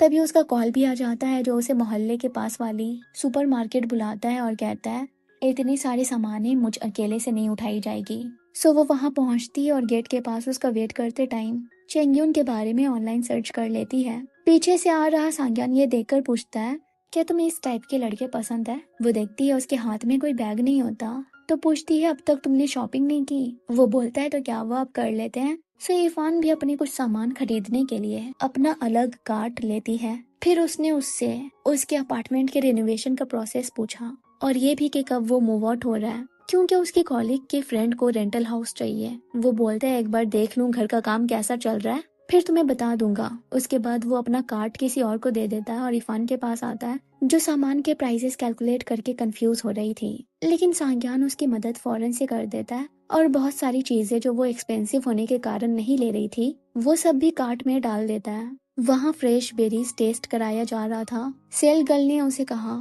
अपनी वाइफ के लिए भी ले लेने, जिसपे उसने इरफान को बुलाया। ये टेस्ट कराने पर लड़की उसे सांग्यान की वाइफ कहने लगती है। ये सुनकर उसे तो बड़ा मजा आता है। इरफान जब पेमेंट करते टाइम अपने और सांग्यान के आइटम्स अलग कर रही होती है ताकि वो अपने सामान का हिसाब सही से करके पे कर पाए, लेकिन सांग्यान सभी आइटम्स के पेमेंट एक साथ कर देता है और उसकी एक नहीं सुनता। दोनों जब बाहर आते हैं तो बारिश अब तक हो रही होती है। सो वो इरफान का छाता जो शॉपिंग कार्ट में ही रह गया था लेने जाता है और वो बाहर टॉयलेट पेपर लेकर खड़ी उसका वेट कर रही होती है। तभी चेंग्यून छाते के साथ पीछे से आता है और उसे उसके घर तक ड्रॉप करने की बात करता है। तभी सांग्यान अपने छाते से उसे आगे कर देता है और बताता है कि इरफान उसके साथ है, इसलिए उसकी मेहरबानी की कोई जरूरत नहीं। इरफान से सामान गाड़ी में रखते वक्त पूछता है वो लड़का कौन था। वो बोलती है नहीं जानती कौन है, पर वो मुझे फेमिलियर लगता है, जिस पे वो उसे वार्न करता है ऐसे कई लोग हैं जो फ्रेंडली होने का नाटक करते हैं पर होते नहीं। घर आते ही सांग्यान को जुकाम होने लगती है क्योंकि उसने अम्ब्रेला इरफान की तरफ ज्यादा करवा दिया सो डैट वो भीग ना जाए, पर खुद गीला हो गया। इरफान उसकी हालत देखकर उसके लिए मेडिसिन तैयार करके देती है और सामान की कैलकुलेशन की बात करती रहती है, जिसपे वो बोलता है वो दोनों ही ये सब यूज कर लेंगे, उसे इतना टेंशन लेने की जरूरत नहीं। लेकिन फिर भी वो देर रात तक लिविंग रूम में बैठे कैलकुलेशन करती रहती है। वहीं सांग्यान उसका बनाया मेडिसिन पी लेता है और याद करता है जब इरफान चेंग्यून को सर्च कर रही थी तब उसने देखा था कि वो हॉरर मूवीज का राइजिंग स्टार है और उसका popular work waking up to ghost था। ये वही मूवी है जिसे इरफान के साथ उसने स्कूल टाइम पे देखा। उस वक्त चेंग्यून चाइल्ड एक्टर था, सो वही मूवी वो फिर से देखने लगता है। इरफान भी लाइट्स ऑफ करके कहती है हॉरर मूवी का मजा अंधेरे में ही आता है, लेकिन सांग्यान को अब तक वो मूवी डरावनी लगती है। इवन जब इरफान कैलकुलेशन करके पेमेंट ट्रांसफर करती है तो डर के मारे उसके हाथ से फोन छूट जाती है। इरफान हंसती है और कहती है कि उसे ये मूवी बहुत ही फनी लगती है। ऐसा लग रहा है जैसे एक्टर के चेहरे पे आटा लगा दिया हो। वो उसे याद दिलाती है कि ये वही मूवी है जो दोनों ने बेयू में देखी थी। वो बोलते हैं हाँ याद है, पर मूवी में क्या था वो भूल गया, क्योंकि उस वक्त उसका सारा ध्यान तो इरफान पे था। फिर वो मूवी के एक्टर को गौर से देखती है और सर्च करती है तो ये चेंगयून होता है। वो कहती है अब मुझे समझ आया वो इतना जाना पहचाना क्यों लग रहा था। फिर वो अपने रूम में सोने के लिए जा रही होती है, जिसपे सांग्यान बोलता है क्यों डर लग रहा है। वो कहती है पर डरे हुए तो मुझे तुम नजर आ रहे हो। वो बोलता है अरे मैं डरता वरता नहीं हूँ। इरफान को उसकी बात और एक्सप्रेशन सेम नहीं लगते, सो वो उसके साथ फिल्म देखने के लिए बैठ जाती है और सोचती है पिछली बार वो थिएटर में इसलिए सो गया था ताकि ये देखना ना पड़े। वो उसके करीब आकर बैठ जाती है और कहती है मुझे शायद आगे के सीन्स में डर लगे। वो बोलता है अरे कोई बात नहीं, मैं हूं ना, जिस पे इरफान को हंसी आ जाती है। अगले दिन वो उसे तैयार होता देखती है। वो बताता है कि वो जॉब इंटरव्यू पे जा रहा है और कहता है कि बहुत सी कंपनीज उसे हायर करने के लिए मरी जा रही है। इरफान पूछती है रेस्टोरेंट बार का क्या होगा। वो बोलता है कि वो मेरा साइड वर्क रहेगा। वो सुहाव की गेम डिजाइनिंग कंपनी में इंटरव्यू दे रहा होता है। वेल उसने अपनी बहन की बात पे गौर करके और इरफान के उसके जॉब के बारे में पूछने के बाद इसे सीरियसली लेने का सोचा। इंटरव्यूअर को भी उसके इनसाइट्स बहुत पसंद आते हैं। वहीं सुहाव चाव को उसकी मदद के लिए थैंक्स कहता है, जिसपे वो बोलती है कि वो उसकी दोस्त है, इतना तो कर ही सकती है। वो उसके रफ हैंड को कई टाइम से नोटिस कर रही थी, सो उसे हैंड क्रीम देती है लगाने के लिए। तभी चाव को एक ऑर्डर आता है। क्लाइंट सुहाव की दादी होती है। वो उसे अपने हस्बैंड पे नजर रखने का काम देती है। सो चाव इरफान को अपने साथ ओल्ड लोगों के डांस कम्युनिटी ले आती है, जहां वो फांग नाम की लेडी से रिक्वेस्ट करती है उसे और इरफान को भी ज्वाइन होने देने। वहां सुहाव के दादा मिस्टर सू को देखकर अपनी दोस्त से इंट्रोड्यूस कराती है और उनके साथ डांस प्रैक्टिस करने की रिक्वेस्ट करती है। सो वो उसे फांग से मिलाते और बताते हैं कि उनके पोते की गर्लफ्रेंड वांगलिन है। फांग भी उनके कहने पे उन दोनों की ज्वाइनिंग पे मान जाती है। सो इरफान मिस्टर सू के साथ प्रैक्टिस करती है और चाओ फांग के साथ। सेशन एंड होने के बाद वो उनसे उनके हस्बैंड के बारे में पूछती है। वो बताती है उनके गुजरे काफी टाइम हो गया। वहीं इरफान चाओ के कहने पे मिस्टर सू से पूछती है कि वो किसके साथ डेली प्रैक्टिस करते हैं। वो बताते हैं पार्टनर फिक्स नहीं है, आज कोई तो दूसरी कोई और। वो उससे पूछते हैं तुम्हारा बॉयफ्रेंड है क्या। वो बोलती है नहीं। सो वो उसे अपने पोते के एक सिंगल फ्रेंड से इंट्रोड्यूस कराने की बात करते हैं, जो उसके साथ बार चलाता है। इरफान समझ जाती है बात सांग्यान की हो रही है, इसलिए फौरन से बताती है कि वो किसी और को ऑलरेडी लाइक करती है। वो सजेस्ट करते हैं जितनी जल्द हो सके पहल कर लो, वरना मेरी तरह अफसोस करना पड़ जाएगा। इरफान और चाव देखते हैं मिस्टर सू वहाँ की सभी औरतों में पॉपुलर है। सुहाव की दादी ने चाव को कहा था उन्हें रेड हैंडेड पकड़ने, लेकिन उसे समझ नहीं आता आखिर वो कौन हो सकती है। वहीं सांग्यान को हायर कर लिया गया है। सुहाव उसे कॉन्ग्रेचुलेट करता है और उसे एज अ कॉलीग अपनी कंपनी में वेलकम करता है। यहाँ मिस्टर सू के साथ सभी हल्की फुल्की स्नैक करने आए होते हैं, जहाँ चाओ फांग और उनपे चील जैसी नजर रखे हुए होती है और फांग को उनकी कुछ ज्यादा ही केयर करते दिखती है। उसने सुहाव को भी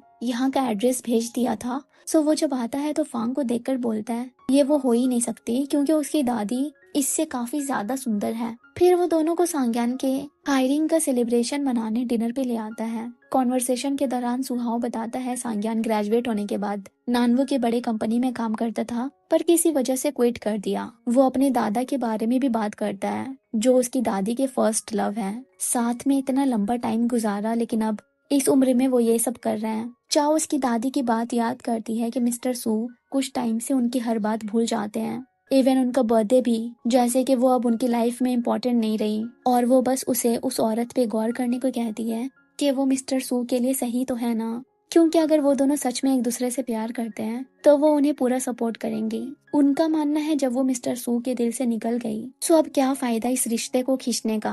सो चाव कहती है शायद लड़कों के लिए फर्स्ट लव उतना मैटर नहीं करता जितना लड़कियों के लिए करता है। इरफान भी एग्री करती है, जिसपे सांग्यान बताता है ऐसा नहीं है, फर्स्ट लव की जगह कोई रिप्लेस नहीं कर सकता।